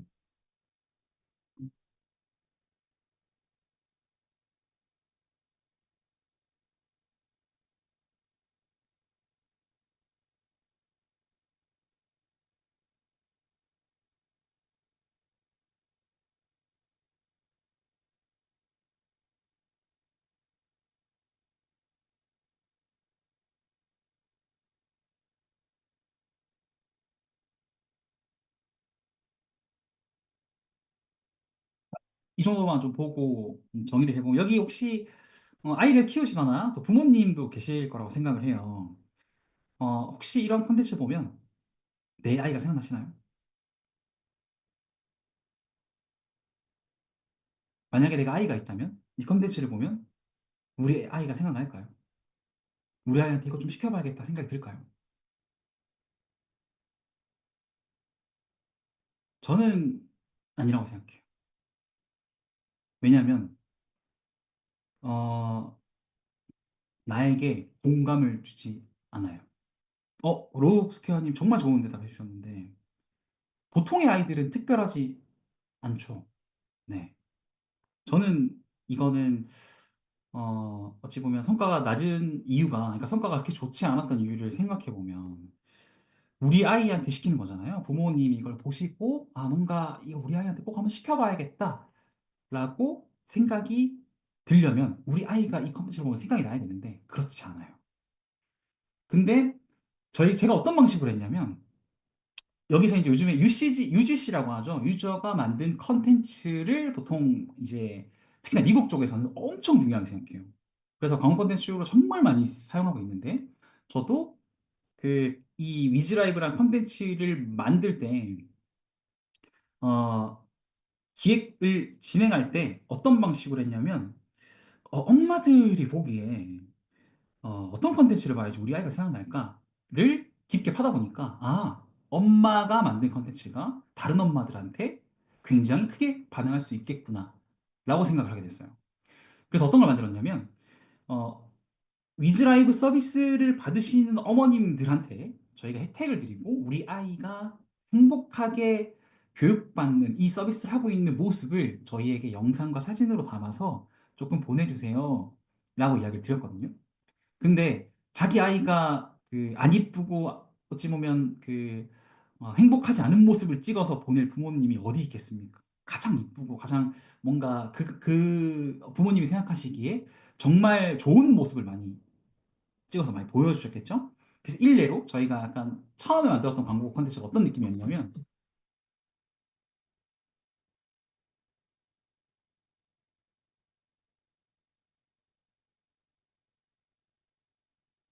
이런 것도 있었고 그리고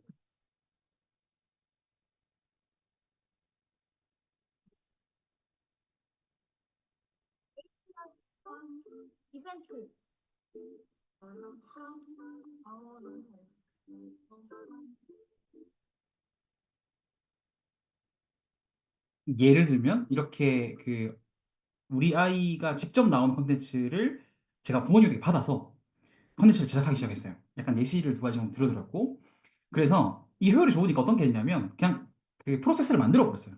부모님들이 우리 서비스에 들어오면 이런 본인 어찌 보면 소중한 아이가 우리 서비스의 광고 모델이죠. 이 될 수 있도록 프로세스를 만들어서 굉장히 많은 부모님들에게 이러한 모습들을 받아서 마케팅을 했던 경험이 있습니다. 그래서 저희가 이거 담당을 했을 때 캡을 어느 정도 하셨냐면 13만 원에서 2만 9천 원까지 낮췄어요. 그래서 굉장히 조금 저렴하게 캡을 낮췄던 그런 경험이 있고 여기에서 제가 가장 중요하게 생각했던 부분이 뭐였냐면 어떤 비즈니스의 분야든 그리고 어떤 시장이든 어떤 비즈니스든 간에 우리가 B2B도 마찬가지겠지만 컨텐츠를 만들 때 내 고객이 이 컨텐츠를 봤을 때 내가 돼 있어야 된다는 거죠. 그거를 어떻게 하면 만들 수 있을까를 고민해 보면 제가 아까 전에 말씀드렸던 것처럼 고객이 되어보는 것도 있을 거고 그리고 이 사례 3에서 보여드렸던 것처럼 이런 부분을 충분히 이해하고 인지하고 있는 것이 좀 섞이면 이런 좋은 방법을 좀 생각해 볼 수 있겠죠. 그래서 저는 항상 마케팅 컨텐츠를 만들 때 인터뷰를 굉장히 좋아하는 편이에요. 그래서 실제 고객과 VOC 해보면서 이들이 느꼈던 문제나 아픔이나 혹은 그 가지고 있던 어떤 이 서비스를 왜 사용했는지에 대해서 들어보고 이 고객들이 이야기하는 것들을 또 촬영해서 컨텐츠의 그 어떤 하나의 어떤 그 하나의 컨텐츠로 만들어서 광고를 하는 경우가 지금 저는 굉장히 많았습니다. 그래서 마지막 사례 3은 요게 아마 여러분들에게 조금 이야기해드리고 싶은 부분인 것 같아요. 자, 그래서 다음으로는 아니다, 그 전에 제가 좀 정리를 해보면 우리가 1부죠. 1부부터 2부의 처음까지는 사실 마케팅에 대한 이야기를 해서 이게 저의 경험을 통해서 전 이렇게 하면 되게 성과가 되게 좋았어요를 좀 느끼는 걸 기반으로 말씀을 좀 드린 것 같아요. 저는 이제 컨텐츠를 기획하고 만드는 일을 너무 좋아하다 보니까 이제 거기서 뭐 기술적으로 어떤 포맷을 만들어야 되고 어떤 컨텐츠를 만들어야 되고 이런 것들은 네, 말씀 그런 것들은 사실 그냥 찾아보면 나오는 부분이기 때문에 이런 부분들은 그렇게 가치가 높지 않다고 생각을 했고 내가 뭔가 마케팅을 할 때, 컨텐츠를 만들 때, 그리고 고객에 대해서 이해할 때 어떤 도구와 어떤 그 심리 모델을 사용하는지에 대해서 조금 설명을 드렸던 일부였던 것 같습니다. 그래서 2부는 그로스 해킹에 대해서 우리가 좀 간단하게 알아볼 거예요. 아마 여기 그로스 해킹에 대해서 대부분 아마 한 번쯤은 들어보셨을 가능성이 높을 것 같기는 해요. 근데 그로스 해킹이 참 진입 장벽이 높아요. 생각보다. 그래서 뭔가 시도하기 전에 우리가 요즘에 대행하시는 분들도 그로스 해킹 팀을 대하는 케이스도 많기 때문에 마케팅 어떤 대행사보다는 이 그로스 해킹에 대해서 우리가 같이 좀 이해해 보면 마케팅 대행사에 대한 부분들은 사실 여기 계신 분들이 많이 알고 계실 거고 그로스 해킹에 대해서 조금 우리가 이해하면 우리 서비스에 조금 도움이 굉장히 많이 될 거라고 생각을 해서 좀 간단하게 제가 좀 준비를 해봤습니다. 그래서 그로스 해킹이 뭐냐부터 정해 보면 좋을 것 같아요. 그로스 해킹이 뭐냐면 그냥 제품과 마케팅 채널에 대한 그냥 빠른 실험을 하는 거예요. 그리고 이게 빠른 실험이라고 하면 뭔가 많은 시간을 들여서 큰 걸 만드는 개념이라기보다는 지금 당장 우리에게 성급한 문제를 가장 급한 문제를 정의하고 이거를 막아내는 거죠. 하나씩 해결하는 거죠. 우리가 장독대가 있으면 거기에 구멍이 되게 많은데 새로운 장독대를 만들어서 오려면 너무 많은 시간이 걸리잖아요. 그래서 거기에다가 구멍 하나씩 하나씩 막는 의미로 우리가 생각해 보면 되게 좋을 것 같아요.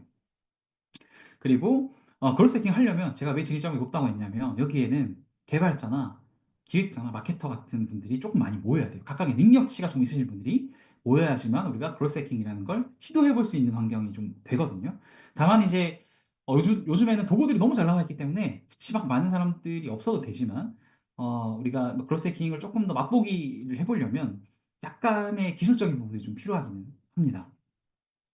그래서 이 크로스 해킹이 언제 생겼냐를 좀 정의해 보면 어, 아니, 언제라고 하긴 좀 그렇고 가장 많이 사람들에게 알려지던 때가 페이스북의 차마스라는 분이 크로스팀의 리더가 되고 나서부터예요. 지금 요즘에는 주식이나 회사 스타트업 쪽으로 일을 하고 계시죠. 그래서 차마스가 어떤 걸 했냐면 어, NSM을 어떻게 정한 거예요. 어떻게 해서든 신규 가입하면 7명의 친구를 추가시키자. 그리고 이것만 우리는 해야 돼. 이것만 하면 우리는 무조건 성공할 수 있어.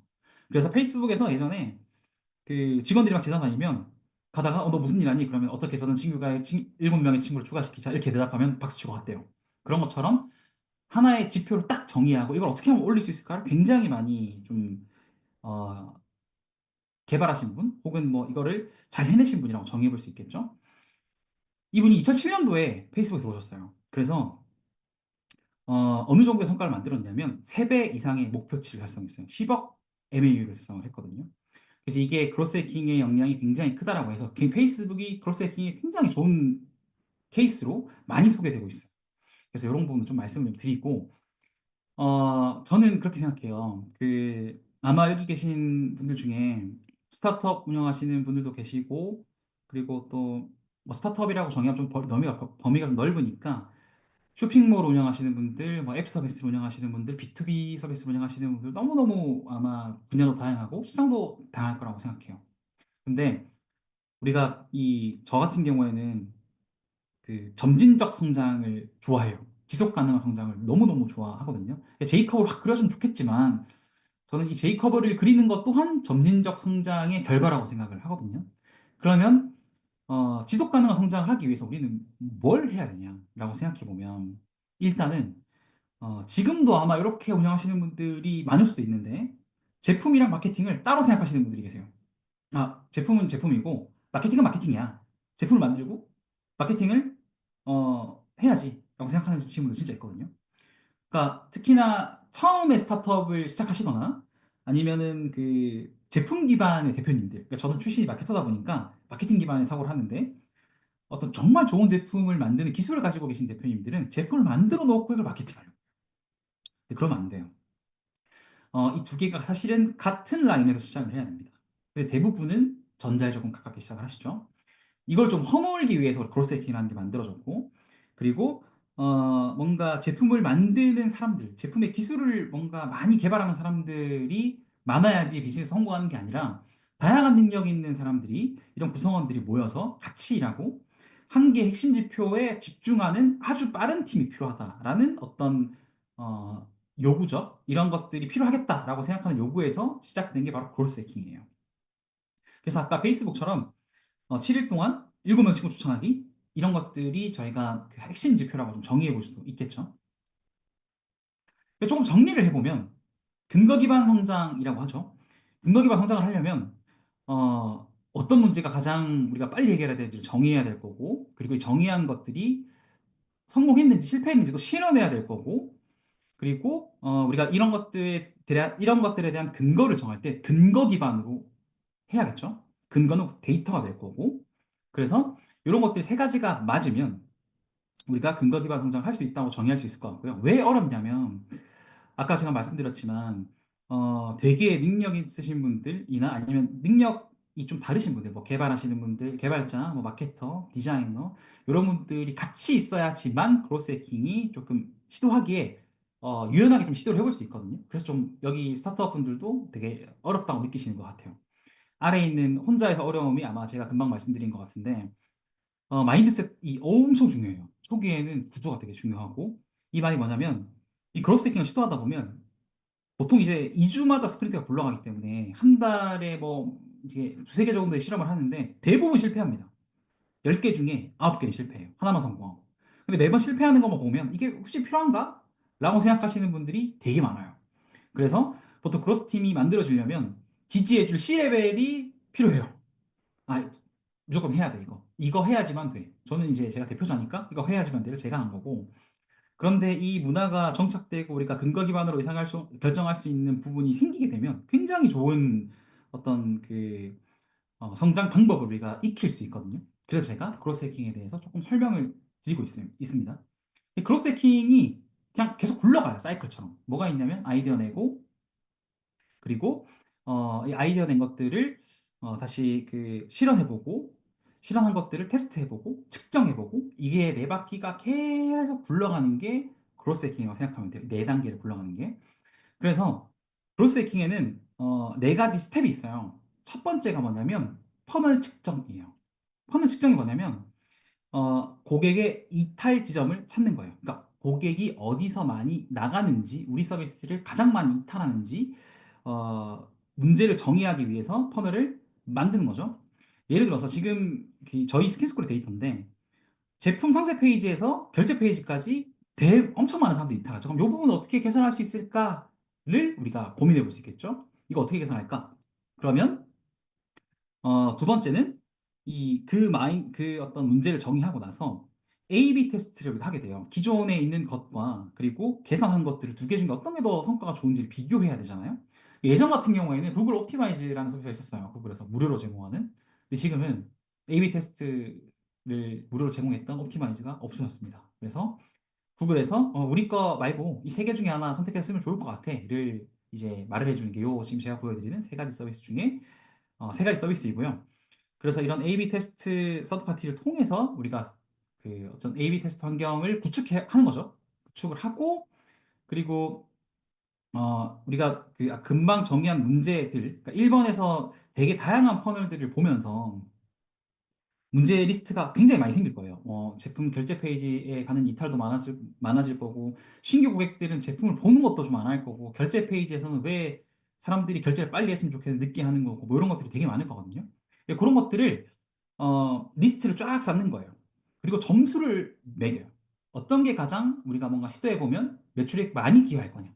그리고 이 문제를 찾은 사람이 어느 정도 자신 있냐. 이거를 뭔가 A/B 테스트 할 때 어느 정도의 시간이 걸리냐를 정의해요. 그래서 우리가 이걸 보통 아이스라고 정의하고요. 이 우선순위를 정할 때는 되게 많은 기법이 있긴 한데 처음에 시도하시면 그냥 이 세 가지만 고려하셔서 뭔가 백록으로 쫙 쌓아두시면 좋을 것 같아요. 그리고 A/B 테스트예요.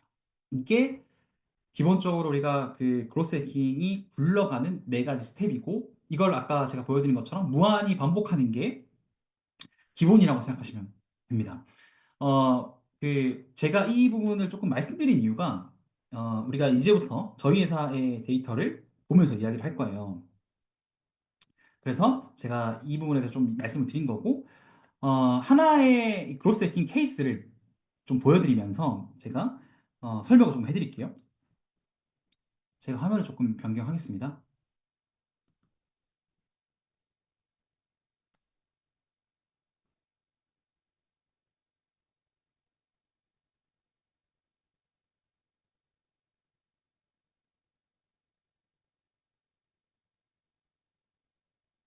잠깐만 기다려주세요.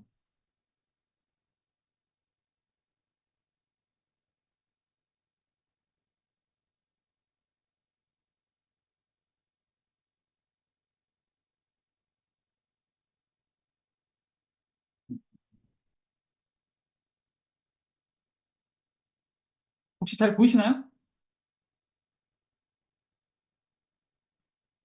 제가 조금만 더 사이즈를 조금 키울게요. 네, 혹시 지금 여기서 그 데이터 분석 환경을 구축해서 서비스의 고객 데이터를 보고 계신 분 계세요? 우리는 고객 분석 열심히 하고 있다. 하는 스타트업이나 이런 직무를 하시는 분 계신가요?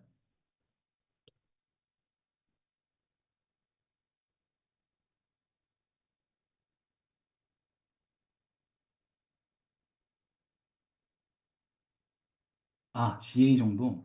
GA는 많이 볼 수도 있겠죠. 네, 좋습니다. 저는 쇼핑몰을 운영하고 있어요. 스킨스쿨이나 쇼핑몰 운영하고 있는데, 보통 이제 우리가 그 쇼핑몰 운영을 하면, 고객 데이터 분석을 어찌 보면 하시는 분들이 많지 않은 믹스패널, 저도 믹스패널 사용하고 있어요. 네, 네. 그래서 제가 오늘 조금 보여드리려고 가져온 거고, 아까 제가 말씀드린 이 크로스 해킹이라는 것 또한, 우리가 이걸 시도해 보려면 근거가 있어야 되고, 이 근거는 고객의 데이터거든요. 그럼 이 고객 데이터를 볼 수 있는 환경이 구축이 돼 있어야 돼요. 근데 이게 얼마나 중요한지 제가 조금 보면서 말씀을 좀 드릴게요. 제가 실패했던 케이스를 보여드리려고 하는 거예요. 그러니까 크로스 해킹 기법을 했는데 제가 10번 중에 9번 실패한다고 했었잖아요. 그리고 그 9번 중에 하나를 보여드리려고 하는 거고, 어떤 방식으로 제가 분석을 했는지 좀 보여드리겠습니다.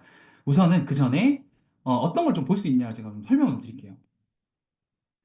우리가 뭔가 고객 데이터 분석이라고 하는 거는 우리 고객이 들어오고 나서부터 아까 추천하는 것까지가 제가 퍼널이라고 했잖아요. ARR 퍼널이라고 하는 이 퍼널을 전부 다 트래킹해서 우리 고객들이 우리 서비스를 이용할 때 어떤 행동을 하는지를 우리가 데이터로 볼 수 있는 시각화시키는 게 지금 제가 보여드린 믹스 패널이나 앰플리튜드나 구글 애널리틱스처럼 데이터 분석 서드 파티라고 이야기를 해요.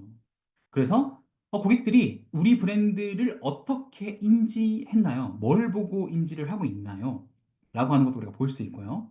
두 번째는 아까 제가 말씀드렸던 것처럼 피부 상담을 전환하는 게 가장 중요한데 각 채널별로 상담 전환율은 어느 정도 될까요? 또 볼 수 있고 어떤 연령대에 가장 많이 접수하나요? 그 매체마다 연령대의 평균 나이는 어떻게 되나요? 성별은 어떻게 되나요?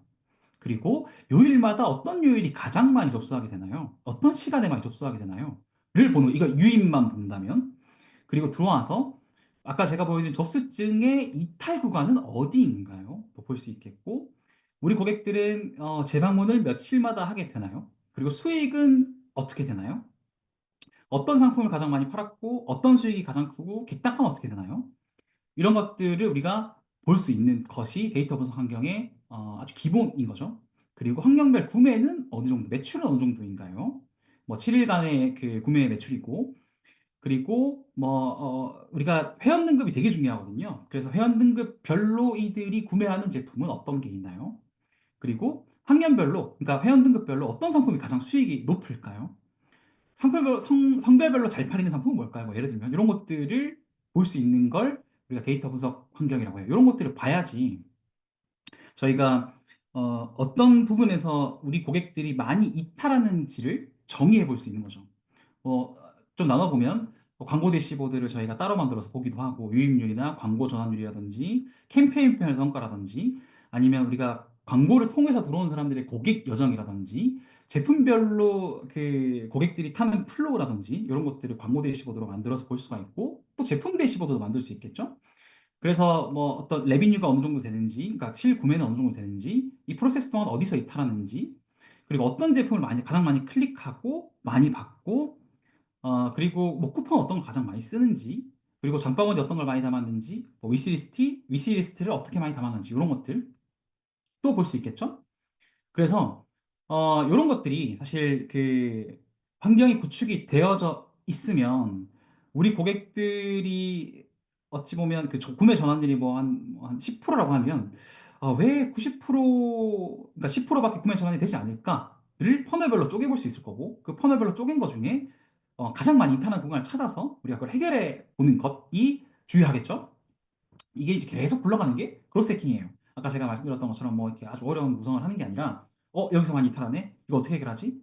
이렇게 해결하면 좋을 것 같아. A/B 테스트 해보자 하고 그 결과값을 보는 이런 방식이고 제가 그 근래에 시도했던 것 중에 아주 처참하게 실패했던 케이스 하나 보여드릴게요. 저희는 3학년이라고 하는 고객들이 핵심 고객인데 이 실결제 구매액과 그리고 평균 구매 금액이 있을 거예요, 아마. 평균 객단가가. 그래서 보면 이렇게 좀 볼까요?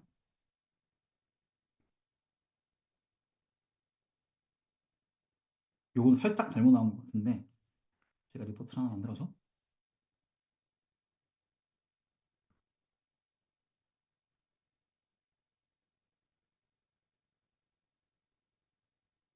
이 총 구매라고 하는 이벤트를 찍어서 어 평균적으로 다시 잠시만요. 찍었습니다. 평균 구매 금액을 한번 찍어 볼게요. 찍고 필터를 걸어서 멤버십 중에 3학년만 찍어보겠습니다. 저희 주요 고객. 그래서 6달을 조금 볼게요. 보면 저희가 주요 고객들이 한 달마다 평균 78,000원, 76,000원, 뭐 이달은 정말 힘들었고 73,000원, 뭐 74,000원, 76,000원 이렇게 하거든요, 평균적으로. 그러면 전 이런 생각을 한 거죠. 왜 7만 원대만 구매할까? 우리가 평균 그 구매 금액을 높이기 위해서 어떤 방식으로 좀 접근해 보면 좋을까를 여기서 찾은 거예요. 그러니까 전 마음 같아서 10만 원을 만들고 싶었던 거거든요. 그래서 어떤 걸 시도해 봤냐면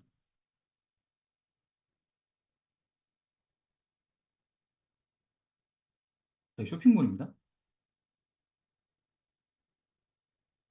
로그인을 하고 첫 번째는 회원 등급제를 설명을 되게 잘해줬어요. 보면 제품을 하나 찍어보면 여기에서 3학년 같은 경우에는 저희가 30% 할인을 받거든요. 그래서 3학년 뭐 저라는 사람의 상시 할인가가 이렇게 되어져 있고 그 다음에 10만 원을 만들기 위해서 저희가 뭘 했냐면 10만 원 이상 사면 우리가 10,000원 바로 할인해 드릴게요 라고 쇼핑몰을 개발해서 만들어 놓은 거예요. 그래서 아래에 바를 만들고 사람들이 제품을 담을 때마다 이게 차요. 그럼 7만 원 정도가 평균 금액이니까 여기에서 내가 제품 하나만 더 담으면 10만 원이 되고 그럼 10,000원 할인 받으면 제품 하나를 되게 싸게 살 수 있겠구나로 접근을 하게 된 거죠. 그래서 이런 것들을 우리가 기획해서 만들었습니다. 하지만 실제적으로 오픈을 하고 나서 굉장히 유의미한 성과를 만들지는 못한 것 같아요. 지금 상황에서. 그러면 이거는 실패한 케이스겠죠? 함성님, 그 이유는 어, 저희가 그 PC랑 모바일 버전이 원래 나눠져 있었는데 어, 이거를 하나로 통합하면서 지금과 같은 UI UX를 만들게 된 것 같아요. 그래서 뭔가 아주 특별한 이유가 있진 않습니다. 웹사이트를 개편할 때. 그래서 이제 그 뭔가 제 마음 같아서는 7만 4천 원이 막 10만 원이 됐으면 좋겠는데 사실 그렇게 되지는 못했어요. 아주 유의미한 성과를 보지는 못했습니다. 그래서 이게 제가 하나 실패한 케이스를 조금 말씀을 드린 거고요. 그래서 제가 이 데이터 분석 환경을 한번 좀 소개해드리고 보여드린 이유가 제가 좀 지속적으로 많이 강조하지만 고객 데이터 분석이 굉장히 중요하고 그리고 이걸 통해서 우리 웹사이트, 쇼핑몰 운영하신다면 웹사이트하고 그리고 광고를 같이 계산해야 된다는 이야기를 좀 많이 드리고 싶기는 해요. 금방 보여드렸던 것처럼 이게 카페24를 쓰거나 도도모를 쓰시는 그 쇼핑몰 운영하시는 분 되게 많으실 거예요. 근데 조금만 우리가 뭔가 찾아보고 알아보면 실패한 이유요. 어, 이게 사실 저희가 이걸 시도하게 된 이유가 뭐냐면 그 저희 핵심 고객들이 VOC를 항상 저희가 해요. 그 그런데 가격이 좀 비싸서 안 산다라고 이야기가 굉장히 많았거든요. 화장품 가격이 저희가 좀 비싸요. 그래서 그러면 가격이 비싸서 진입장벽이 높은 거를 어느 정도 그냥 쿠폰이나 할인의 개념이 아니라 특정 이런 그 우리의 LTV를 높이기 위한 것들에 엎어서 상시적으로 뭔가 제공을 할 수 있다면 우리가 우리의 어떤 평균 구매액은 올라가지 않을까라고 정했는데 사실 가격에 많이 영향을 끼친 것 같지는 않고 어, 저희가 저희 제품 중에서 그 모든 제품을 구매하시는 분들보다 특정 두세 개 정도를 지속적으로 쓰시는 분들이 많고 이분들은 실제 내가 다음 제품을 할인해서 사지 않더라도 내가 지금 당장 쓰고 있는 제품이 있기 때문에 제품 구매가 그렇게 많이 일어나진 않았다로 저희가 정의를 했어요. 그래서 사실 좀 실패를 했다로 제가 좀 말씀을 드릴 수 있을 것 같아요. 어, 지금 3분 정도 제가 남았고, 그 4시 반부터는 저희가 QA를 좀 통해서 여러분들과 질문 답변을 조금 해드릴 수 있는 시간을 만들 것 같고요. 마지막으로 강의를 종료하면서 제가 좀 말씀드리고 싶었던 부분이 있는데, 제가 화면을 좀 바꿀게요.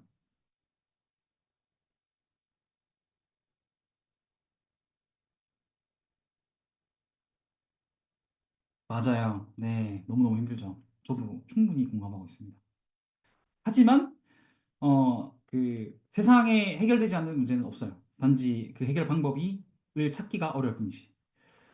어, 제가 요즘에 그 쇼핑몰 운영하시는 분들, 자사몰 운영하시는 분들을 되게 많이 만나고 이야기를 해보면 매출이 정체되어져 있으신 분들이 공통적으로 가지고 있는 어떤 특징이 있더라고요. 그래서 제가 이걸 마지막으로 설명드리고 퀴즈를 좀 받아볼게요. 첫 번째는 고객 분석에 대해서 경험이 없어요. 시도는 하려고 하시는 것 같아요. 이거 좀 필요한 것 같은데? 라고 하는데 진입장벽이 많이 높으신 것 같아요. 그걸 좀 많이 느꼈고요. 두 번째는 광고를 보통 많이 하세요. 뭐 메타 광고도 하고 구글 광고도 하고 네이버 광고도 하고 진짜 많이 하거든요. 근데 이거를 기술적으로 해결하려고 해요. 캠페인 다른 거 세팅하면 안 될까요? 이 키워드가 맞을까요?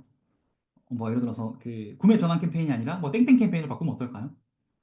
우리가 고객을 설득하는 건 요즘에 메타 광고를 예를 들면 더 단순하대요. 그러니까 예전에 바야흐로 뭐 5, 6년 전만 하더라도 타겟 니시하게 잡아서 타겟팅 따로 해야 된다고 얘기가 되게 많은데 지금은 그냥 캠페인 하나에 컨텐츠를 많이 넣는 거 ASC라고 하죠. 너무너무 잘 돼 있기 때문에 점점 더 그렇게 될 거고 마케터들이 고민해야 되는 건 기술적인 게 아니라 컨텐츠예요. 근데 기술적으로 해결하려고 하는 사람들이 대표님들, 뭐 마케터분들이 너무 많아요. 두 번째. 세 번째는 매출을 내가 올리고 싶어요. 그러면 첫 구매나에 굉장히 많이 의존해요. 그러니까 우리가 유저가 굉장히 많이 들어오는 것만 많이 쓰는 것 같아요. 그래서 이런 것들이 좀 보였고 네 번째는 성감정에 빠지는 경우가 진짜 많습니다. 그러니까 성감정이 뭐냐면 메타 광고 세팅을 해요. 로아스가 되게 잘 나와요. 아 그럼 우리 잘 나오는구나. 이 고객을 발라본다고 판단하지 않는 것 같아요. 신규 구매는 어느 정도고, 재구매는 어느 정도고, 실제 마케팅 채널에서의 기여는 어느 정도고, 이런 것들을 보지 않고 그냥 마케팅 채널별로 로아스 보면서 약간 성감정에 빠지시는 것 같아요. 괜찮지, 이 정도면 괜찮아. 라고 판단하시는 거예요. 이 고객들 중에 재구매 고객들 되게 많을 텐데, 재구매 고객들이 광고를 안 보더라도 구매할 수 있거든요. 그 고객들은 우리 제품을 써본 사람들이기 때문에. 그래서 성감정에 빠지는 사람들이 좀 많이 있는 것 같아요. 그 다섯 번째는 광고에서 자사몰 들어와서 구매하고 재구매하는 이 과정 속에서 바꿀 수 있는 건 광고만이라고 생각해요. 그러니까 제가 아까 보여드렸던 것, 저는 실패했지만 우리가 가지고 있는 자사몰이나 쇼핑몰도 충분히 개선할 수 있어요. 이런 부분들을 많이 고려하지 않고 현을 개선에 대한 부분을 잘 하지 않는다로 조금 많이 봤고, 물론 이제 카페24나 고도몰 같은 곳에서 요즘에는 앱이 너무 잘 나오기 때문에 이 퍼널 개선에 대한 부분들을 제공해 주는 것도 있지만, 조금 더 우리가 점진적 성장을 하려면 첫 번째는 우리가 고객 데이터에 대해서 이해하고 있어야 되고, 두 번째는 이걸 가지고 뭔가 시도해 볼 수 있을 만한 바탕이 있어야 됩니다. 그래서 매출을 조금 내시는 저사몰의 대표님들이 만약에 계시다면 조금 이런 쪽으로 많이 관심을 가지셨으면 좋겠다는 생각도 했고요. 그리고 고객 분석을 안 하니까 CRM을 제대로 하지 않아요. 우리가 재구매 고객들에게 뭔가 리마케팅을 할 때도 이 CRM에 대한 구조를 제대로 짜서 뭔가 시도하시는 분들이 많지는 않은 것 같습니다. 네. 7번은 진짜 많이 듣는 얘기인데, 대표님들이 마케팅에 대해서 잘 몰라요. 잘 모르시는 분들이 엄청 많아요. 그러다 보니까 대행을 맡기면 항상 실망해요. 이걸 되게 많이 느꼈어요. 그러니까 대행사가 마케팅을 대행해주는 경우가 되게 많은데, 이게 뭔가 저는 대행사가 굉장히 어느 정도는 이 프로세스를 갖추고 있기 때문에 뭔가 이들이 만들고자 하는 여정도 있을 텐데, 우리가 마케팅에 대해서 이해해 보면 제품을 만들 때는 굉장히 많은 비용을 투자하지만 우리가 고객에 대해서 이해할 때는 비용을 투자하지 않고 바로 돈을 벌어야 된다고 생각하는 경우가 굉장히 많아요. 하지만 우리가 고객을 획득하고 구매하는 데까지의 비용도 제품을 만들 때에 들었던 비용처럼 우리가 생각해야 돼요. 그렇지 않으면 우리는 고객에게 제품을 팔 수가 없습니다. 근데 이제 보통의 이제 특히나 커머스 하시는 분들은 후자가 많은 것 같아요. 제품 만들 때는 뭐 원가 이런 것들에 대한 많이 고려를 하시지만 마케팅 할 때는 무조건 로아스가 나와야 돼. 무조건 마케팅하면 팔아야 돼. 라고 생각하시는 분들이 계신 것 같아요. 그러면 퍼널이라는 개념 없이 그냥 팔기 위한 콘텐츠를 내겠죠? 그럼 이게 팔릴까요? 안 팔리죠. 그래서 이런 상황이 계속 굴러가서 좀 안 좋은 케이스들을 제가 조금씩 보는 것 같습니다. 그래서 이런 케이스들이 있다면 한 번쯤은 이 7가지를 고민해 보시고, 또 회의 시간에 이 부분을 어떻게 해결해야 될지에 대해서 또 질문을 주셔도 좋고요. 이렇게 좀 제가 좀 정의를 해봤고, 이제는 5시까지 제가 QA를 조금 받아보겠습니다. 그리고 기존에 저한테 제출해주신 QA가 있어요. 그래서 그것들을 조금 이야기하고, 지금 뭔가 저한테 궁금하신 거 혹은 뭐 필요하신 것들을 좀 작성을 해주시면 제가 이거 빠르게 대답하고 한번 말씀을 드릴게요. 우선은 김동현님이 제출해 주셨는데, 정보 비대칭이 있는 고객에게 다가갈 수 있는 마케팅 도구가 궁금합니다. 라고 질문해 주셨고, 사실 정보 비대칭이 어떤 건지를 채팅으로 좀 설명해 주시면 제가 조금 답변을 드릴게요. 그 두 번째는 지방대를 다니고 있는데 사업을 하고자 할 때 대학이 방해 요소가 되는지. 저도 지방대에 나왔습니다. 전혀 방해되는 것 같진 않아요. 예. 그리고 사업 공부는 어, 이 사업 공부라고 하는 것보다는 저는 이 가장 조그만한 것부터 만들어서 팔아보는 경험을 해보는 게 중요하다 생각해요. 처음부터 뭐 크게 만들려고 하지 말고 간단하게 내가 무언가 하나라도 팔아보는 것부터 시작하는 게 좋아요. 저는 대학 다닐 때 도시락을 팔았어요. 어떤 걸로 팔았냐면, 이제 동기들이 도시락 구매할 때 가야 되잖아요. 귀찮아하는 친구들이 많았어요. 배달시키면 비싸고. 제가 그거를 돈 받고 했어요. 그렇게 뭔가 어찌 보면 장사를 했던 경험이 있습니다. 그게 제 처음이었던 것 같아요. 뭐 그런 것들이 있겠죠. 그리고 현재 광고비 비율이 50%고 영업이익이 8%인데 성장 중인 기업에 생각하거나 광고 비중이 너무 많다라는 생각이 듭니다. 우선은 영업이익률과 광고비의 비율을 봤을 때 사실 정답은 없는 것 같아요. 커머스의 이상적인 비율은 말씀드리면 원가 25% 이하, 그리고 로아스 300% 나오고 영업이익률 뭐 15% 정도를 맞추는 게 기본적이긴 해요. 10에서 15% 정도. H마케팅 제가 좀 설명드릴게요. 화장품 시장에서 초기 브랜드가 회사의 자금이 많은 브랜드를 이길 수 있는 마케팅 방법이 궁금합니다. 네, 이거 되게 너무너무 중요하죠. 요즘에 저도 화장품 하지만 고래들이 많죠. 쿠팡 플레이 하시는 분들 여기 좀 많이 계시죠? 여기에 다 고래잖아요. 그러면 저는 어떤 방식으로 접근하냐면 제가 이거 준비하고 있어요. 약간 방법을 조금 고려해보고 있는데 고객을 굉장히 디테일하게 세그먼트하는 게 되게 중요하다고 생각해요. 그러니까 예를 들어서 뭔가 세럼이라고 하면 그 세럼이 아니라 특정 나이에 특정 문제가 있는 특정 고객의 세럼에 딱 맞추는 게 좋다고 생각해요. 그리고 이 사람들이 검색하는 키워드를 볼 수 있잖아요. 쿠팡에서 키워드 검색량에 따라서. 그리고 요즘에는 뭐 제가 약간 홍보는 아닙니다. 뭐 쿠파일럿이라든지 불사자라든지 쿠팡을 분석할 수 있는 도구들이 너무너무 많기 때문에 그런 것들을 통해서 사람들이 좀 어느 정도 검색하고 타겟이 명확한데 로아스가 어느 정도 잘 나오는 시장이야 라고 하면 거기 그 시장에 제품을 출시해 보는 게 가장 좋을 거라고 봐요. 네, 그거 찾는 게 시장 찾는 게 제일 중요한 것 같아요. 그리고 맨 처음 브랜드를 기획할 때와 성장했을 때 기획이 많이 달라졌나요? 너무 많이 달라졌죠. 잠시만요. 컨설팅 링크가 조금 이상한가요? 제가 지금 당장 AS를 하도록 하겠습니다. 잠시만요. 잠깐만 기다려주세요.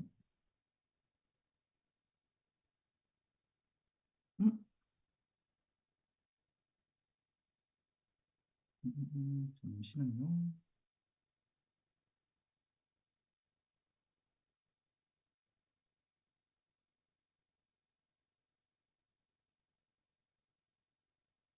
제가 요거 조금 정리해서 다시 공유해 드리겠습니다. 어, 달라졌으면 어떻게 달라졌냐? 브랜드를 기획할 때와 성장했을 때 피봇은 너무너무 많이 해요. 어, 저희는 약간 스키스쿨은 처음 시작했을 때 되게 소수한테 많은 LTV를 뽑아내는 걸 목적으로 했었는데 할인 같은 걸 아예 안 하고 약간의 하이엔드 브랜드의 느낌으로 가려고 했었거든요. 근데 점점 더 우리 매출 볼륨을 높이기 위해서는 우리 많은 고객들이 우리 제품을 사주는 게 되게 중요해서 그런 부분들을 많이 피봇했고요. 그리고 처음에는 이벤트 같은 걸 아예 하지 말자라고 생각했었는데 그런 것들도 조금 변하면서 우리 고객들의 재구매율을 그러니까 체리피커를 만들지 않는 상황에서의 이벤트라든지 아니면 우리 재구매 고객들에 대한 혜택이라든지 이런 것들을 좀 많이 만들어서 여러분 극복했던 것 같아요. B2B 기업을 대상으로 하는 마케팅에 신경 써야 될 부분, 제가 사실 12년 동안 B2B를 해본 적이 단 한 번도 없습니다.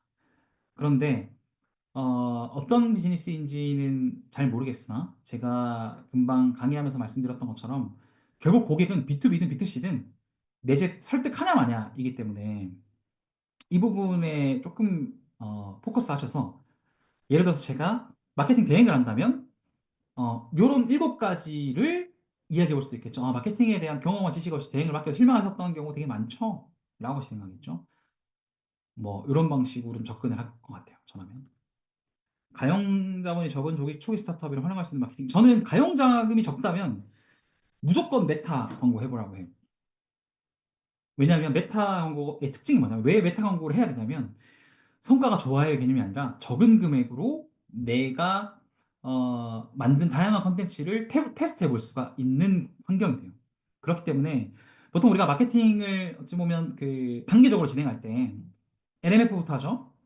그리고 LMF 다음에 이 LMF에서 찾은 걸 가지고 사람들에게 소구할 수 있는 컨텐츠를 만들죠. 그거를 다시 시장에 내놓고 성과를 보죠. 요 단계를 거치게 되는데 가장 적은 비용으로 할 수 있는 게 메타예요. 그래서 저는 메타를 통해서 가용 자금이 적다면 마케팅을 해보는 게 좋을 거라고 생각하고 그러면 얼마나 써야 되냐요? 이렇게 여쭤보시겠죠?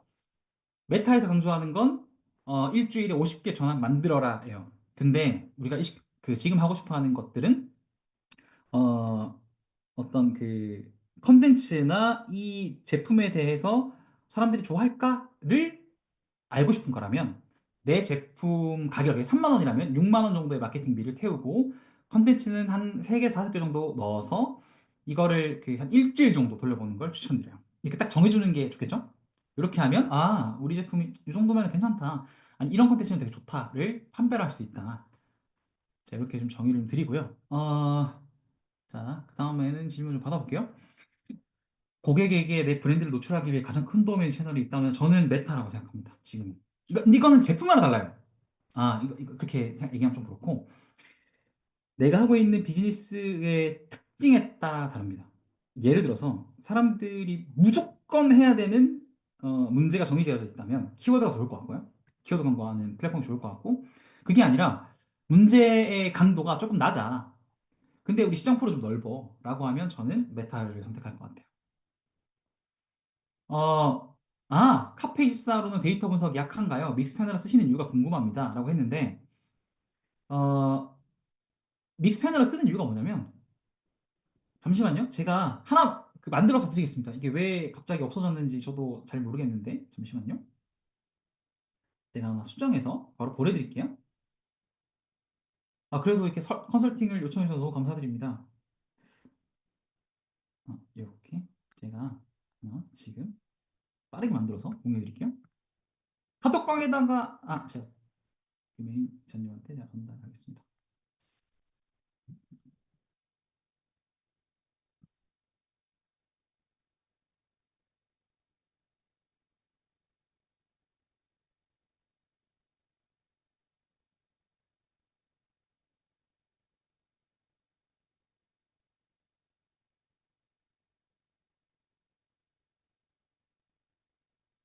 죄송합니다. 이게 왜 갑자기 안 열리는지 저도 잘 모르겠는데, 네.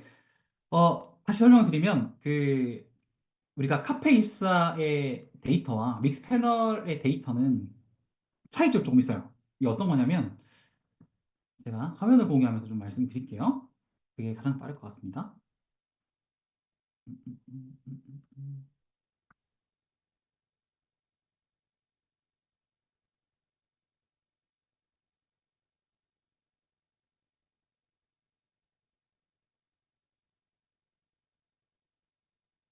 자, 다시 여기로 들어가서 잘 보이시나요? 네. 믹스패널의 데이터가 중요한 이유가 뭐냐면, 고객 기반으로 사고할 수 있기 때문이거든요. 이게 무슨 말이냐면, 예를 들어서 음, 재구매를 좀 볼게요. 저희 한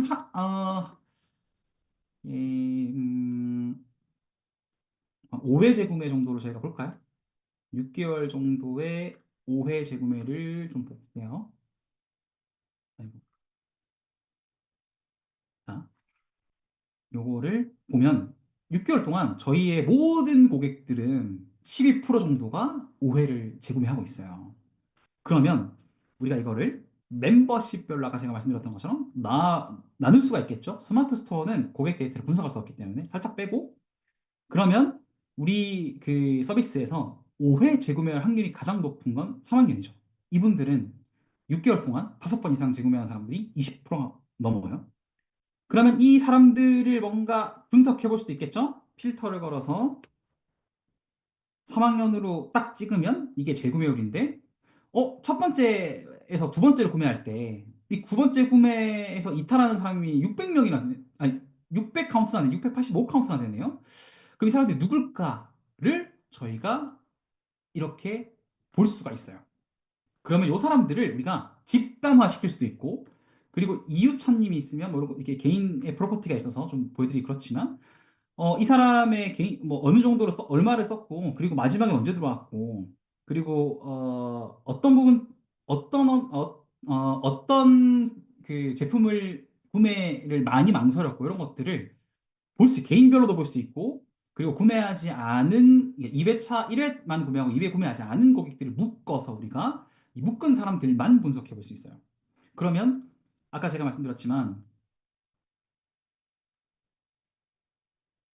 자, 커머스를 운영하는 사람이라면 재구매율이 가장 높은 이 3학년이 그러니까 입학생 1학년, 2학년 저희 회원 등급인데, 이 사람들을 3학년으로만 만들 수 있다면 저희 회사의 매출 볼륨은 굉장히 높아지겠죠. 근데 우리가 카페24 데이터를 쓰면 사실 이렇게 뭔가 고객 기반으로 이거를 되게 다양하게 발라볼 수가 없어요. 아주 아쉽게도. 이 고객들한테 뭔가 예를 들어서 이 그 특정 요 고객들한테 제가 보여드린 요 고객들한테 자동화시켜서 CRM을 내보낼 수도 있거든요. 특정 기간 되면 뭘 해주세요 라고 저희가 알림톡을 보낼 수도 있어요. 그런 것들에 대한 설계를 하거나 아니면 언제 보내야지 우리가 파악을 하기가 되게 어려워요. 그래서 고객 데이터 분석은 아직까지는, 그러니까 카페24도 요즘에 그 고객 분석을 하기 위한 환경을 구축하려고 되게 여러 가지를 업데이트하고 있는 것도 알아요. 저도 카페24 쓰고 있고. 다만 조금 더 디벨롭 되기 전까지는 우리가 그 고객 기반으로 고객 데이터를 분석할 수 있는 서드 파티를 쓰는 게 지금 입장에서는 훨씬 더 좋다고 생각을 해요. 저는. 되게 다양한 걸 시도해 볼 수가 있거든요. 이렇게 조금 답변을 좀 드릴 수 있을 것 같고요. 어, 쿠팡에 관련된 게 있었는데, 쿠팡은 혹시 고객 분석을 어떻게 하시는지 쿠팡 같은 경우에 저는 좀 게임이 좀 달라요. 쿠팡은 유통 플레이이기 때문에 저는 불사자나 쿠파일럿의 키워드와 로아스와 그리고 그 1, 2, 3 등의 리뷰를 보고 이 시장에 들어갈지 말지를 결정하는 것 같습니다. 이거 제가 보여드려야 되나? 혹시 쿠팡에 궁금하신 분 있으면 제가 끝나고 나서 마지막에 좀 보여드릴게요. 어, 보면 제품기획 가실 때 어떠한 근거를 갖고 만드시는지 궁금합니다. 이건 조금 깊이 고민해야 될 문제긴 한데 저는 어, 고객의 일례로 제가 스킨스쿨의 예시를 하나 들어드릴게요. 스킨스쿨 이 화장품 하는 곳이잖아요. 근데 그때도 화장품 시장은 과포화였어요. 제가 화장품 한다 그러면 주위에서 아니 이거 왜 이걸 해? 이 비즈니스를 왜 해? 너 처음에 들어가면 무조건 실패라고 얘기했어요. 근데 제가 화장품 시장에 들어간 이유가 딱 있어요. 뭐냐면 대부분의 사람들은 스킨, 로션, 뭐 되게 다양한 세럼 이런 다양한 화장품을 쓰고 있지만 이게 내 피부에 어떤 역할을 하는지 몰랐기 때문에 돈을 쓰는데 왜 쓰는지 몰라요. 그러니까 남성분들은 돈이 아깝죠. 두 개, 세 개 사기에. 그래서 올인원을 많이 쓰죠. 시장은 되게 넓은데 고객들이 이 시장에 뭔가 이 넓은 시장만큼의 지식 수준, 그러니까 경험 수준을 가지고 있지 않구나. 그렇다면 내가 이거를 교육해주고 이 사람들의 피부를 개선해줄 수 있을 만한 어떤 프로세스를 만들게 되면 우리가 이 시장을 먹을 수 있지 않을까라고 생각해서 제가 피부 상담이라는 걸 중간에 넣어서 이 스킨스쿨이라는 교육하는 브랜드를 만들어서 화장품을 팔고 있는 거예요. 그런 방식으로 저는 좀 접근을 하고 있습니다. 브랜드를 만들어서 미국으로 수출하고 싶습니다. 한국 제품과 초기 브랜드 홍보에 나 장바구니는 많이 전환되는데 실제 구매가 안 일어나더라고요. 그럼 이거 어떻게 해결해야 될까요? 장바구니는 많이 전환되는데 실제 구매가 안 일어난다면 저는 장바구니 담아는 사람들한테 연락을 해볼 것 같아요. 보통 우리가 그걸 VOC라고 하죠. 왜 안 사나요? 장바구니 담았다는 건 사실 회원가입을 안 했을 수도 있고 했을 수도 있겠지만 한 분들한테 저는 물어볼 것 같습니다. 제가 하나 데이터에 대한 설명을 드리면 어, 어, 자, 데이터 분석의 아주 기본이 뭐냐면, 퍼널이 있는 게 없나? 여기 있으려나? 자, 이 오더 프로세스라고 하는 게, 결국에는 사람들이 클릭해서 그 구매하기 버튼 누르고 제품을 산 건데, 이렇게 퍼널을 만드는 건 문제의 위치를 찾는 거예요. 여기가 문제네를 정의하는 겁니다. 근데 이거 해결 어떻게 할 거야? 를 우리가 찾을 때 정성 조사가 가장 좋아요. 이 이탈한 사람들이 정답을 대부분 갖고 있습니다. 혹은 이걸 했던 사람들이 정답을 갖고 있어요. 이 둘 다한테 물어보면 그냥 깔끔하게 해결되는 경우가 되게 많습니다. 깊이 고민하실 필요 없이. 제가 오늘 강의를 진행하면서 계속 고객 이렇게 강조하잖아요. 왜냐하면 모든 정답은 다 고객이 갖고 있어요. 그래서 단순하게 접근하시는 게 더 좋아요. 사람들이 장바구니 담고 안 사네? 그럼 장바구니 담은 사람들한테 물어봐야겠다. 산 사람들한테 물어봐야겠다. 장바구니를 담고 산 사람들한테 물어봐야겠다. 왜 샀어요? 왜 구매하셨나요? 안 산 사람은 왜 안 구매하셨나요? 물어보면 이런 것 때문에 안 샀구나.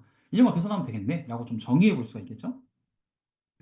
그리고 이과를 전공하고 화장품 사업한 지 1년 정도 되고 있습니다. 마케팅 무시하고 충분하신 음, 아, 마케팅 공부라,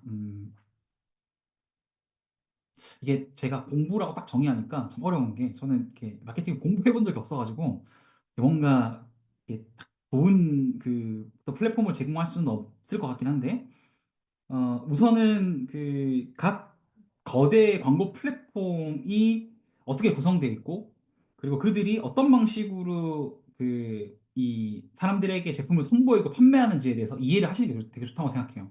저는 처음에 마케팅을 배울 때 메타 광고부터 가르치거든요. 이유가 뭐냐면 메타가 기본적으로 갖고 있는 이 프로세스, 캠페인, 광고 세트, 그리고 광고 단위, 이게 모든 광고 플랫폼이 다 통용돼요. 그냥 다 똑같아요. 그렇기 때문에 메타만 공부하면 다른 광고 플랫폼 쓰기에 굉장히 편하게 될 수 있고요.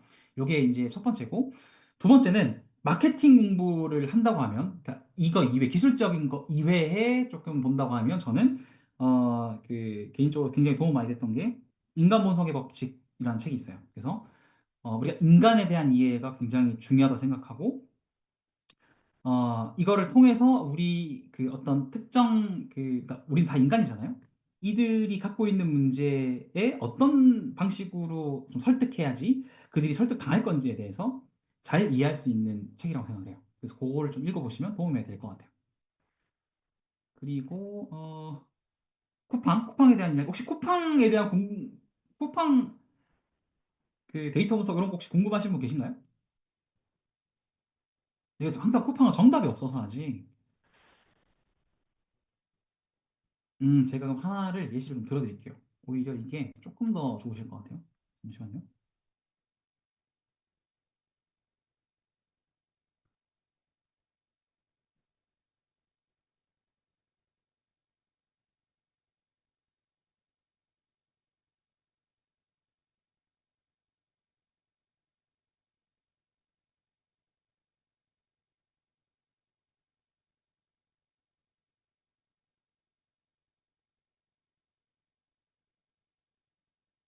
잠시만 기다려 죄송합니다. 이게 로딩이 조금 오래 걸려가지고 음,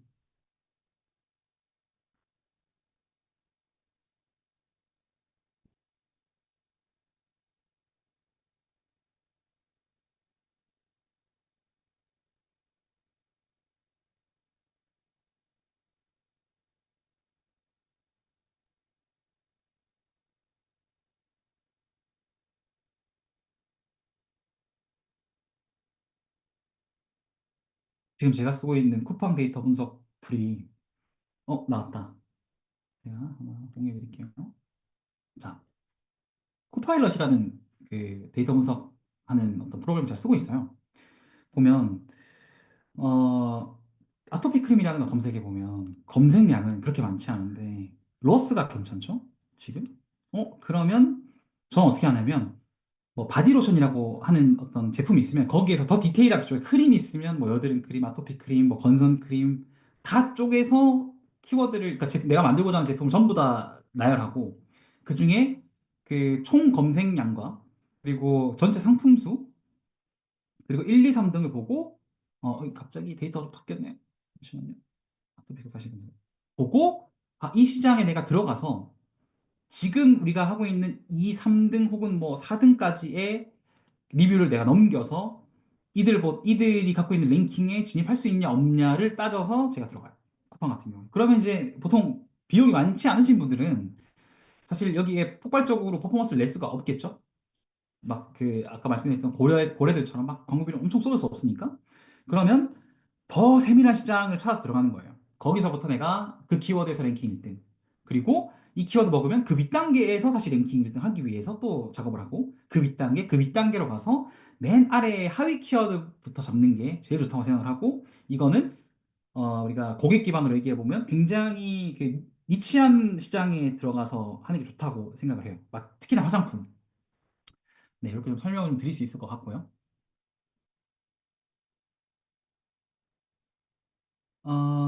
또 혹시 질문 있으신가요? 또 음, 음, 음. 아닙니다. 이신 감사합니다.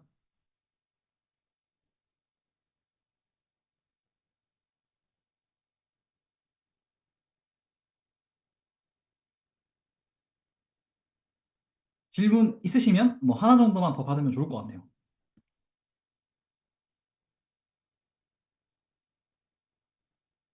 음, 음. 어, 온라인 쇼핑몰에서 VOC를 확인해야 하는 타이밍이나 할 수가 있을까요? VOC 같은 경우에는 목적성이 있어야 돼요. 그러니까 제가 하나 예시를 좀 들어드리면 메모장 같은 거 키우면 좋을 것 같은데 이런 사람이 좀 좋아서 잠시만요. 자, 우리가 아까 제가 말씀드렸던 것처럼 터널이라는 게 생기고 여기에 대한 문제를 찾으면 이 문제를 해결하기 위한 방법을 제가 VOC를 하는 게 가장 좋다고 생각을 말씀을 좀 드렸잖아요.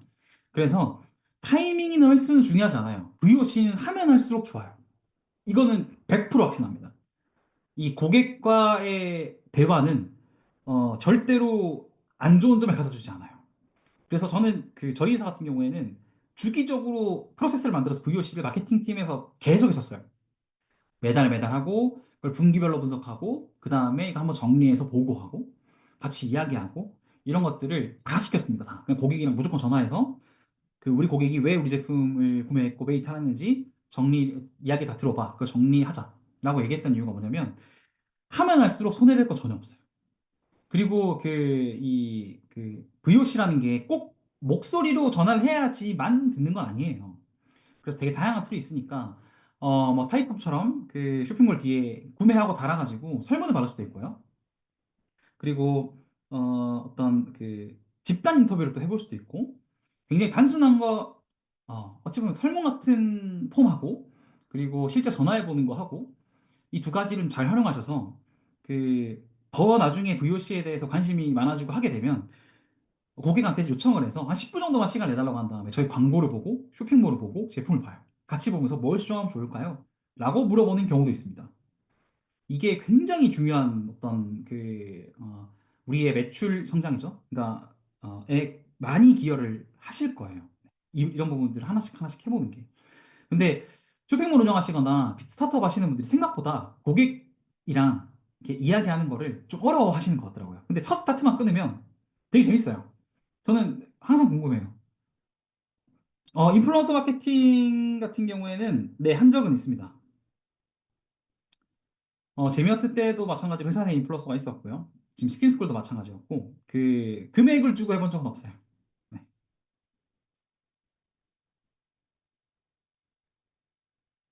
네, 오늘 뭐, 요 정도 이야기를 조금 나누면 좋을 것 같습니다. 어, 제가 오늘 뭔가 이야기를 하면서 처음부터 이 끝까지 많은 부분들을 말씀을 드리려고 하다 보니까 깊게 뭔가 이야기를 못했던 것 같아요. 좀 아쉽게. 그래서 기술적인 부분이라든지 그리고 데이터 분석에 대한 부분이라든지 어, 마토르님 저한테 컨설팅 시청해 주시면 제가 좀 자세하게 설명해 드릴게요. 오히려 그게 좋을 것 같아요. 마토르님이 질문해 주신 게 굉장히 좀 짧은 시간 내에 하기에는 굉장히 아까운 주제예요. 신청해 주시면 제가 같이 대화를 해보면 너무 좋을 것 같습니다. 그래서 이 컨설팅 신청 같은 경우는 실제 뭔가 지금 회사의 좀 다양한 부분들을 하나를 뾰족하게 조금 이야기해보는 시간이 아마 될 거예요. 그래서 되게 재밌을 것 같고요. 어, 이제 좀 강의를 좀 종료하고 이제 여러분들도 너무너무 오랜 시간 동안 또 저의 또 말을 또 들어주셨고 어, 그러면서 또 되게 반응도 잘해주셔서 오늘 너무 감사했습니다. 그리고 그 지금 마크인포에서 이 혜택을 주시는 거니까 마크인포 항상 많이 사랑해 주세요. 네, 항상 상표권 신청은 마크인포에서 꼭 해주시고 그리고 유튜브 구독 꼭 눌러주시고 좋아요 댓글 부탁드리겠습니다. 네. 꼭 그렇게 해주셔야 돼요. 그래야지 제가 또 다음번 강의에 나올 수 있지 않겠습니까? 오늘 너무 감사드립니다. 오늘 요 정도 강의를 하고요. 오늘 저녁은 또 행복한 저녁이 되시기를 기도하면서 저는 이만 물러가 보겠습니다. 너무 감사합니다.